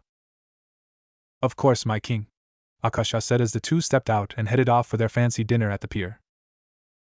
I hope that this dinner satisfies you, my dear, Naruto said as he poured some red wine for Akasha. Of course, Naruto-kun. As long as I get to spend time with you, that is all that matters. But nothing will compare to your blood, though, Akasha said. I remember when you were still so apprehensive about drinking my blood, and now you ask for at least 1 drink every day. If I wasn't a devil, I might have died by now, Naruto joked. I can't help it if Naruto-kun's blood tastes so good and is so intoxicating to me, Akasha said with a pout. It's alright, I know I'm irresistible, Naruto said with a smirk, only to get bonked on the head by Akasha. Don't get so full of yourself, Naruto-kun, Akasha chided. You know, I wonder, how come you found my blood particularly addictive? You used to be so suspicious of me when we first met. Then after I helped you with defeating Alucard, you still didn't like me. But then you slowly started warming up to me, asking to drink my blood more often, becoming bolder and more open with your affections, Naruto said. Well, I guess it was because you were so powerful that I couldn't help but want to submit and become your mate after you first offered me your blood. But my pride wouldn't allow me to just give myself to some random man I just met. That's why I was so hostile and was so aggressive, because I was very frustrated due to my torn feelings. As to your blood being so addictive to me? I guess it's because you are my mate, so I will always desire you, everything about you, Akasha said, the last part being particularly suggestive. Well then, shall I entertain your desires, my dear? Naruto said as he paid for the meal and grabbed Akasha's arm and led her out the restaurant. I can't wait, my king, Akasha said as they shared a passionate kiss under the moonlight. I will make sure your body remembers my touch and have you yearning for more soon enough, my beloved vampiress, Naruto said in a low growl before kissing Akasha once more, teleporting them back to the house so that they could enjoy each other's bodies. Pants and heavy breathing could be heard from the room, together with the lewd sounds of smacking flesh. Naruto ground as he drove his manhood deep into Tiamat. The choice Karma Dragon was in her human form. She was bound in leather straps that placed her arms behind her back. Straps went around her breasts, pushing them up and drawing attention to them. Her legs were bound together by leather cuffs and a collar completed her ensemble. Naruto was pounding into her with abandon as she responded with her own movements that matched his own. They had been going at it for a few hours now. Naruto had been using various toys and devices that Tiamat liked him to use whenever they had their private time. Naruto grunted as he felt Tiamat's womanhood grasp his member tighter, her velvety warmth surrounding him and trying to milk his seed from his hard, throbbing member that was currently balls deep inside her. He felt the telltale signs of her orgasm as she arched her back for a moment, her insides tightening around him before she fell to the bed, panting even more. Her eyes seemingly blank as the pleasure overloaded her brain. This had probably been her 5th orgasm of the night. She had been brought to climax this night by various toys and even Naruto plowing into her tight earlier, and now they were having the finale, so to speak. Did my horny slut of a dragon just climax again? And before her master too? Naruto said as he shifted their position, leaning back and settling Tiamat on his lap, all the while continuing his onslaught on her. He smirked when he saw that she couldn't reply due to the gag in her mouth. He pulled it out, and her moans filled the room. Naruto-sama, please continue pounding into your dragon slave. Please allow me to please you for coming without your permission, Tiamat moaned out. Oh, you won't be going anywhere till I fill you up, my beloved dragon. Naruto spoke into her ear, causing Tiamat to shiver. He groaned as he felt himself getting closer to his release. Who do you belong to? Naruto asked as he roughly played with her breasts, pinching her as he massaged the massive globes with his hands. I belong to you and you alone, Naruto-sama. My body is yours to use as you see fit. So please fill me with your seed. You are my chosen mate, and my everything is yours, Tiamat proclaimed. Then accept my seed, my beloved dragon. Naruto groaned out as he reached his climax, filled Tiamat with his warm seed. He pulled his softening member out of her, and lay down on the bed. After regaining his sense, he untied Tiamat, and pulled her to lay down with him. Did you enjoy that, my beloved dragon? Naruto asked as Tiamat snuggled into his chest, a content smile on her face as she felt her mate's seed sloshing around inside her. I just love it when you are all fierce and dominating like that, Naruto-sama, Tiamat said before she drifted off to blissful slumber. Naruto just chuckled and wrapped his arms possessively around her, running one hand through her hair as his other arm was wrapped around her waist, pulling her as close as possible. It didn't take long for him to drift off into a dreamless slumber. Time skip, next day. Are you ready to head out yet, Tia-chan? Naruto asked as he waited outside her room. Just give me a few more minutes, Tiamat said from inside the room. We are going to be late for the movie if you don't hurry up, Naruto grumbled. I'm ready. Now let's get going, Tiamat said as she opened the door and trapped Naruto's arm between her breasts before proceeding to drag him away towards the cinema. Naruto managed to say a quick goodbye to the rest of his harem before they were out of the house, where the two started walking at a much more sedate pace. I still don't get what the big deal that this movie is about anyway. I mean, yeah, it was based around some book that sells what, but what on earth was so appealing that as soon as they announced the screening dates that you wanted me to take you there on the earliest possible date? Naruto asked as he and Tiamat made their way towards the Coast Cinema. That is a surprise, But wow, look at the crowd here. Tiamat commented as she saw the large line forming at the cinema. I bought tickets already so we won't have to wait in line, Naruto said. That's great. You really are the best master ever, Naruto-sama. Tiamat cheered out. Naruto had a tick mark on his head. While he was more than willing to indulge Tiamat in her submissive desires in private, her behavior in public, especially with regards to their relationship, often got him unwanted attention. Naruto got the feeling that she was starting to do this on purpose just to annoy him. He smirked when she yelped and jumped a little after he discreetly pinched her ass. It seems that my little slave has forgotten what I told her about acting in public. I will have to teach her a lesson later on. Naruto whispered huskily in her ear, causing Tiamat to gain a rosy blush on her cheeks and rub her thighs together. Naruto pulled away from her ear and smirked when he saw that he had gotten her excited. But we should carry on. Don't want to be late for that movie after all, Naruto said as he pulled Tiamat along, who was now groaning about mean masters and unfulfilled fantasies of being screwed in public.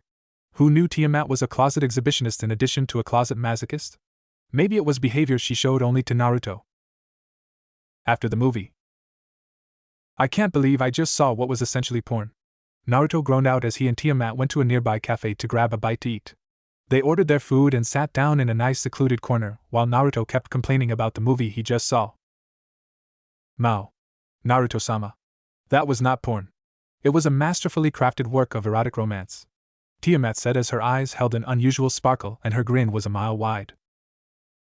At least you enjoyed it, Tia-chan, Naruto said as the waiter brought their food over. They ate their food in silence and Tiamat spoke up once more as they were having their dessert. But you know, that movie was useful, Tiamat said with a seductive smile. In what way is a pseudo-porno useful and enriching to our lives? Naruto asked with a raised eyebrow. Tiamat smirked and got up from her seat before plopping down onto Naruto's lap, curling her body so that she could lean her head on the crook of his neck, her breath against his ear causing him to shudder a little. Well, for starters, it could be used as some good reference material for our private time. Maybe a new fantasy we could act out. Like the student teacher or naughty nurse we did some time back. You enjoyed those, didn't you? Maybe we can act out an office fantasy. I can play the bad secretary that needs to be taught a lesson by her boss, Tiamat said, and Naruto had a nosebleed as he recalled those times as well as started imagining the new fantasy. Tiamat pulled away and returned to her seat, humming in delight as she waited for Naruto's mind to reboot. Alright, let's not get sidetracked anymore. We have some things that we need to do before we head home, Naruto said as he chugged down the rest of his milkshake before getting up and stretching his body. You mean stalking your little sister? Tiamat asked. I'm just watching over her. I can't help but be anxious though. Will she even accept my offer of training? I mean, in a worst-case scenario, I can just hand a weapon specifically designed to beat a phoenix and be done with it, Naruto mused. But that would draw a lot of flack for not only Issei but also Rias, and it would also draw attention to you indirectly, Tiamat countered. Yeah. It would be problematic if they suddenly got that weapon from someone. But honestly, some devils are way too over-reliant on their inherited abilities. I mean, once you counter their specific talents, they become sitting ducks. I have to say though, the current Bail heir interests me, Naruto said. You mean the one who trained himself to the ground to get as strong as he is now despite not inheriting the power of destruction? Tiamat asked. Yes. I wonder what would happen if he and Guy were to meet, Naruto mused while Tiamat paled at the thought. Please tell me you are not going to let Guy convert him into a jumpsuit-wearing maniac who screams about youth all the time, Tiamat said. Of course not, but having another 8 Gates user is handy as a precaution. You never know when you might need to rely on purely hand-to-hand combat skills alone. I don't need to be taught that lesson twice, Naruto said as he looked at the time and saw that it was already almost 7 p.m. That's why you built that ludicrous monstrosity that you call a weapon, Tiamat deadpanned. Hey, Maelstrom is an awesome weapon, Naruto retorted. It took you half a year to design that damn BFS that transforms into an even bigger scythe. And for some odd reason you had to add guns and a rifle function. And then you decide to just use it as an oversized ornament in the house, Tiamat deadpanned. Yeah. Mock me all you want. It's just too damn inconspicuous to use right now. I'm still trying to keep a low profile, you know, Naruto said as he started walking towards Ko Academy, Tiamat following behind him. If someone didn't know you well enough, they would think that you were overcompensating for something. Honestly, all your techniques have gotten flashier. I mean, modifying the Raikiri from the efficient killing technique it was into the pompous thing it is now? Tiamat commented, much to Naruto's displeasure. You know Mia said the same thing about my sword techniques. And most of the changes to my sword fighting are because of her. I mean, who wouldn't feel insignificant when compared to someone who could destroy a battleship in one swing? Naruto groaned out as Tiamat's jabs at him were starting to get annoying. Alright, enough with the jabs. We are nearing Koe Academy. It's time to be discreet, Naruto said as he looped in front his hand with Tiamat's, ducking into an alleyway before disappearing in a red flash. They appeared some distance away, watching as Asia played with her new familiar while Issei looked on fondly. It would seem that he wasn't able to find a familiar. Odd, given that his training with Naruto should have allowed to him to get almost any familiar except the most powerful. Maybe he was just unlucky? Naruto would have to ask him during a more convenient time. Naruto's lips twitched upwards into a smile as he watched Rias' peerage enjoy a family moment. He frowned, however, when he noticed the faraway look in Rias' eyes and how she was out of things. He had to admit she hid it well from the rest of the peerage, but he knew that her Queen Akino could see that she was troubled. I might not be able to help you directly, Rias, but you have my word that you will be free to marry the man of your choice, even if I have to use underhanded means to do so, Naruto said to himself. Your sister seems awfully troubled, Tiamat commented. If you were about to be married off to a chauvinistic, lust-driven pig of a man like Rias, wouldn't you feel the same way? Honestly, that brat needs to be knocked off his high horse. He isn't even the clan heir, and he acts like he has a 10-foot pole shoved up his ass. I mean, who the hell refers to themselves in third person? Anyway, I've seen enough. I need to go make some calls, Naruto said before he and Tiamat teleported back home. Rias, who was seated at her desk, looked at the tree where they once stood and eyed it curiously before contemplating her current situation. I had fun today, Tiamat said as they appeared back in their house. I'm sure you did, Naruto said with a smirk. Tiamat gave him a peck on the lips before walking away. Don't overwork yourself, Naruto. You need to rest too, Tiamat said before she sauntered off. Naruto chuckled at the worry of his peerage before heading off to make a call, giving kisses to the rest of his peerage as he passed by them. Hello, Menma? Naruto said through the communication circle. Ah, Naruto, what can I do for you? Menma asked from the other side. I want to cash in that favor you owe me, Naruto said. And what would you like, my friend? I will try my best to accommodate you, Menma replied. This is what I need, Naruto started as he explained the specialized firearm and ammunition that he required. Time skip, day before Riser's arrival. Naruto and Kuroka were standing on the rooftop opposite to Issei's house and watched as Graphia interrupted Rias' attempt to give her virginity to Issei in a desperate attempt to end her engagement to Riser Phoenix. You are quite a mean brother, Naya, Kuroka said. As much as I want her to be free, this way that she came up with is ill thought out and done out of desperation. It would have led to more problems than solutions for her. Besides, a girl's first time should be something treasured and not done under the pressure of an impending undesired engagement, Naruto said as he sat down on the roof. Not long after Graphia left, Issei went to meet Naruto, having been adjusted to sensing his unique presence despite how well it was masked. I take it you had a hand in how that turned out? Issei asked as he sat down on the roof next to Naruto. Rias is afraid and can't think properly with the looming engagement. While she might have escaped temporarily, it would have led to more problems for her. Out of the frying pan and into the fire. I don't really feel like explaining, but I'm sure the lessons I gave you about Devil Society will allow you to understand the potential repercussions of this act, Naruto said with a serious tone. Yeah, I can sort of imagine the amount of problems she would have created for herself had we actually went further, Issei said. Naruto smiled at him before standing up. Well, I need to spend some time with my Nikoheim, so I'll see you around, Issei. Knowing the situation, Riser will come by tomorrow and my brother will probably be sending Graphia along to be a peacekeeper. If my hunch is right, the most Surzex can do is organize a raiding game and give Rias the opportunity to earn her own freedom. He is a devil king after all, and any favoritism could hurt his position. In this case, Rias' inexperience and lack of members would gain her some training time. I want you to bring the group over to the shop and I will handle the rest, Naruto said. Issei nodded and both Kuroka and Naruto left in a black swirl. When they arrived back in their room, Kuroka found herself pinned to the wall, Naruto looming over her with a smirk on his face. I could smell your arousal, my Nikoheim. Were you that eager to have your time with me? Naruto teased, nibbling on her earlobe, causing Kuroka to mew from the contact. My body has desired your touch, Naruto-sama. It desires the touch of its chosen mate. So please, Naruto-sama, shower me with your love, Kuroka pleaded huskily as she wrapped her arms around Naruto's neck, her legs going around his waist. Ask for it properly, my horny Nico, or I won't give it to you, Naruto said, teasing Kuroka further by nibbling on the sensitive flesh of her collarbone. Please, Naruto, fill me with your hard rod. Make love to me, my beloved mate. Kuroka moaned out as she felt Naruto's play with her firm rear. As you request, my Nikoheim, Naruto said. He undid the obi that held her kimono closed, and then unzipped his pants. In one smooth movement, he groaned out as he felt the familiar sensation of being inside Kuroka. All of his harem had a unique feeling when he was inside each of them, and he enjoyed each of them equally. He pounded into her at a fast pace, knowing that was what she wanted. His arms were locked on her rear, massaging it and using it as a hold to pull her down onto his member. Kuroka was grinding her hips frantically, trying to increase their pleasure. Eventually they had moved to the bed, their clothing discarded into a pile on the floor.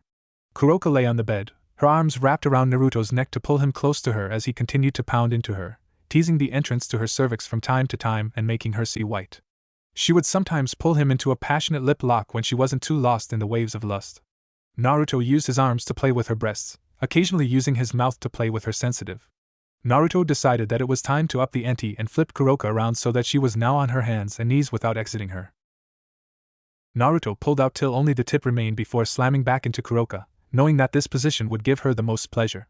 He went slowly, at first savoring the reactions he could pull out from Kuroka before the haze of lust overtook him and his hips became a blur. He pounded Kuroka at a fast pace, each time going all the way into her before pulling out and slamming back in. He continued to pound into her, Kuroka's moans and his grunts filled the room. After some time, Naruto felt Kuroka tightening around him as she arched her back, knowing that she had reached her climax. He groaned and felt his own release, wrapping his arms around her waist and pulling her close as he filled her up with his seed. Kuroka's climax was prolonged as she felt her mate fill her womb up with his warm semen. The two lay down on the bed comfortably and let sleep take them. Time skip, next day. Kuroka relaxed into her mate's chest as she looked down at a feeding Boruto. She smiled and cooed at her child as he continued to feed. He felt her mate kiss her neck and she twisted her neck around to meet his face, their lips meeting for a moment before she sighed in contentment and leaned her head against his shoulder. I take it you like relaxing like this? Naruto said as he wrapped his arms around Kuroka, smiling down at his hybrid son as the child finished feeding. Boruto has a very healthy appetite, Kuroka commented before getting up to get Boruto to burp. Once that was done, and she had rocked the baby to sleep, she returned to her spot between Naruto's legs. She leaned back and rested her head against his shoulder, relishing the feeling of being close to her mate as she felt his arms wrap possessively around her. You know Boruto is going to be quite the handsome devil when he grows up. And a powerful one too, Naruto commented. Words cannot express how grateful I am for giving me this feeling. Never in my days would I have thought that I would be able to give birth to a son. Male nekashus are rare after all. And after that debacle with my former master, I had resigned all hope of ever finding a mate.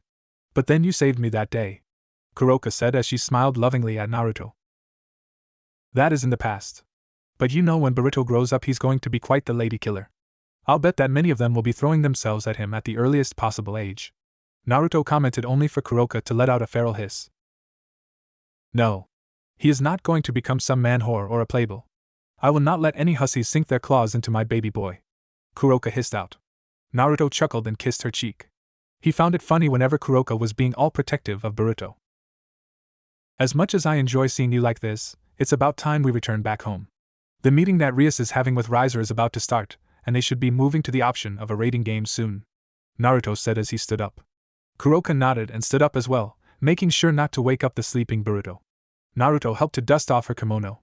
Kuroka's style had changed greatly since she gave birth to Boruto. She wasn't parading her body as much since her body was for her mate's eyes alone and had taken to wearing more conservative battle kimonos.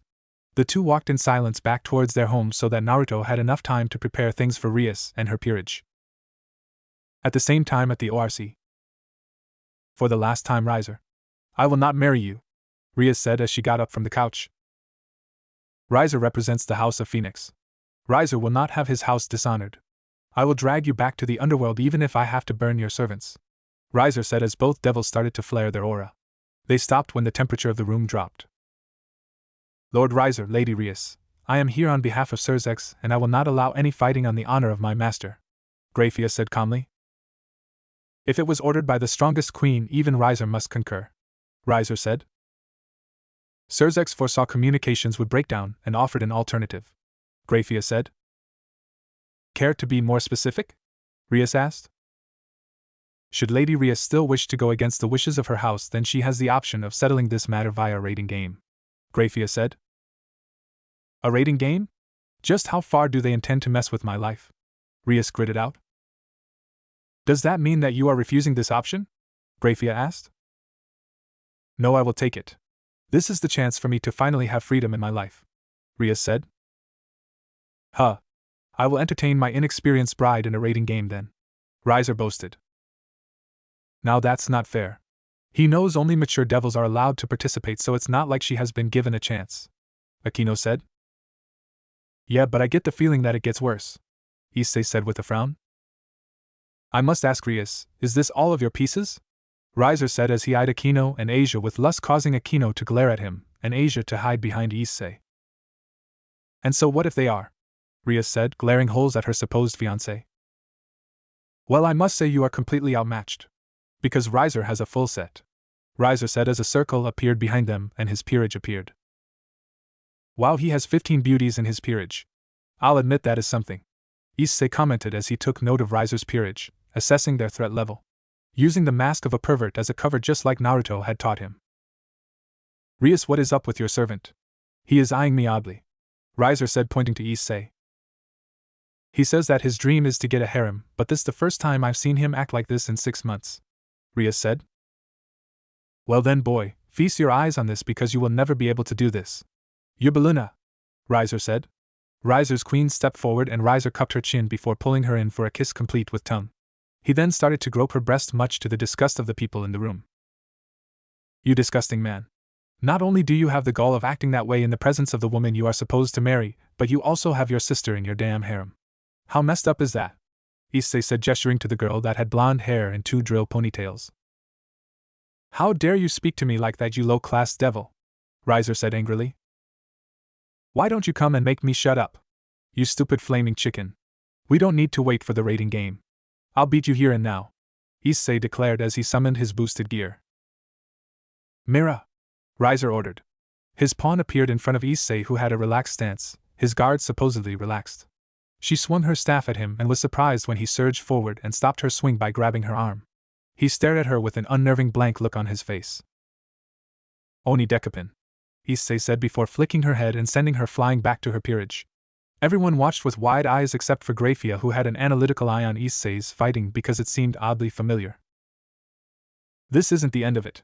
We will settle this at the rating game, and you had better enjoy your remaining days of freedom, Riser said before teleporting away.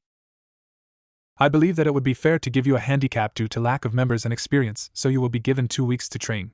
Security, if I might ask, who trained you to fight? Grafia said. Well, he lives in Ko Town, and he actually owns the candy store called Whirlpool Sweets. He said he used to work as a mercenary for the supernatural by the name of Naruto Uzumaki, Issei said. That is interesting to note. I suggest you seek him out for your training, Lady Rias. Best of luck with the rating game. I need to inform Surzex and the families about the upcoming rating game, Grafia said before she teleported out of the room. Issei, why is it you never mentioned that the person who trained you resides in this town? What if he was a threat to us? Rias questioned. Well, it never came up, and don't worry, he retired a long time ago. In his words, I might be retired, but I'd be damned if I let one of the most powerful weapons that have the capability to kill gods be left in the hands of some greenhorn who thinks with his tool between his legs. At least that was what he said when he took me in, Issei said. Can you take us to him and convince him to train us? Rias asked hopefully. If whoever trained Issei could make him as strong as he was now in the span of a few months, he might be able to work on the great potential of her peerage in the 2 weeks they had. I can take you there, but you need to be the one to ask him. Just be honest, and he will be more than willing to help, Issei said. Rias just sighed and they agreed to visit the shop tomorrow. Time skip next day, Whirlpool Sweets. Hi there, welcome to Whirlpool Sweets. What can I get you kids? Oh hey Issei. What can I get for one of my best customers and his buddies? Naruto in disguise asked as he saw Rias and her peerage walk in. He had transformed into a blonde-haired middle-aged man and was wearing a hat over his head together with a black haori over his short dark green kimono and pants. They want your help, old man, Issei said, only to be bonked by Naruto, who appeared next to him with a fan. Now that is not the way to address people, Naruto chided while everyone's thoughts were on how fast he was. Let's cut to the chase. We know you are aware that we are devils and we need your help, Rias said. Oh my. I don't know what Issei has told you, but these days I am a simple candy shop owner who wants to earn a decent living and enjoy his peace and quiet. Naruto said. Please. I need you to train my peerage. We have an important rating game coming up that will not only decide my future but the future of all of them as well. I cannot allow my friends to be dragged into suffering with me. You must help train us so that we can win. Rias begged. I'll do it. Naruto said. Please, you have to help us, what? Rias said, dumbfounded by his quick agreement. I wanted to see a reason for asking me, and you impressed me despite being a devil. Your reasons aren't purely selfish, and I respect that. But I must warn you, my training will make these 2 weeks the worst days ever in your young lives. Will you be willing to follow them without complaint? Naruto asked. Yes. Rias and her peerage replied. Good. Now follow me. Naruto said as he led the group to the back room where there was an opening and a ladder. What exactly is down there? Rias asked. Why don't you all find out? Naruto said as he pushed them all down the hole. They landed in a heap at the bottom, and Naruto chuckled as he descended down the ladder. Welcome to your home for the next 14 days. Naruto said as he gestured to a wide expanse of land that had various types of terrain. In the corner was a small house complete with a hot spring behind it. How did you even fit all of this here? How did you even build all of this? Rias asked as she and the rest of her peerage with the exception of Issei were awestruck. My dear, if there is one thing you should know is that a mercenary never reveals his secrets. It keeps us paid. Now then, before I start training you kids, I need to know what exactly you are all capable of. So come at me with the intent to kill. Naruto said, pushing in some killing intent into his words, causing the devils to tense up. Rias gave the signal to her peerage, and they started the spar. 30 minutes later. The only one left stand was Issei, and even then he was barely on his feet. Asia was exempted since she wasn't a fighter at all. The rest of the peerage were knocked out, and their bodies lay motionless in different parts of the training ground. Naruto smirked and stabbed his katana into the ground to indicate that it was the end of the spar, and Issei dropped to his knees in exhaustion. He gestured for Asia to heal them and get them back on their feet while he waited. Alright then. I have a rough feel for each of your abilities now and have come up with a unique training regime for each of you. Kiba, you will be doing weighted training to help increase your stamina. You will also be learning how to be less tense so as to better conserve energy. Kaneko, you will be doing weight training as well but focused on developing speed. I will also be teaching you hand-to-hand combat techniques. Akino and Rias will both be working on controlling their magic aura to be more efficient and less wasteful. Asia, you will be learning how to use magic. That is the plan for the first week. Naruto said. Hey sensei, what about me? Issei asked and already fearing the worst. You will be training to unlock your balance breaker. My target is 3 days. In 3 days you will unlock your balance breaker. I've done some research on sacred gears and I believe that I have the perfect method for unlocking your balance breaker in 3 days. Naruto said. Alright, let's get Kiba and Kaneko started first, then I'll start with the rest of you. Put these on. Naruto said as he handed straps for Kiba and Kaneko to put on. He did a single hand sign and the two immediately found it hard to move. He gestured them both to an open space and gave them both similar workouts, but different targets to train their specific weaknesses. He watched them for a while before moving back to the others. He motioned for Rias and Akino to follow him and got them started on magic exercises, starting with balancing a leaf on their fingers using magic. Asia, you will be learning some defensive magic to make you a better support bishop in the game. Just follow my clone and he will do the rest. Naruto said as he motioned for Asia to follow a clone he created. Now then Issei, it's time we started your training. And I suggest you prepare for pain, a lot of pain. Naruto said with an evil smirk. Scene change, Lucifer Castle. So Rias chose to have the rating game, eh? I'm not surprised. Surzex mused. My lord, I believe it would be wise to inform you that I have a hunch that Issei Hayadu, the current Sekiryutai, is trained by your brother. The name is familiar too. Naruto Uzumaki was the cover name. Grafia said. Well then, if he trains my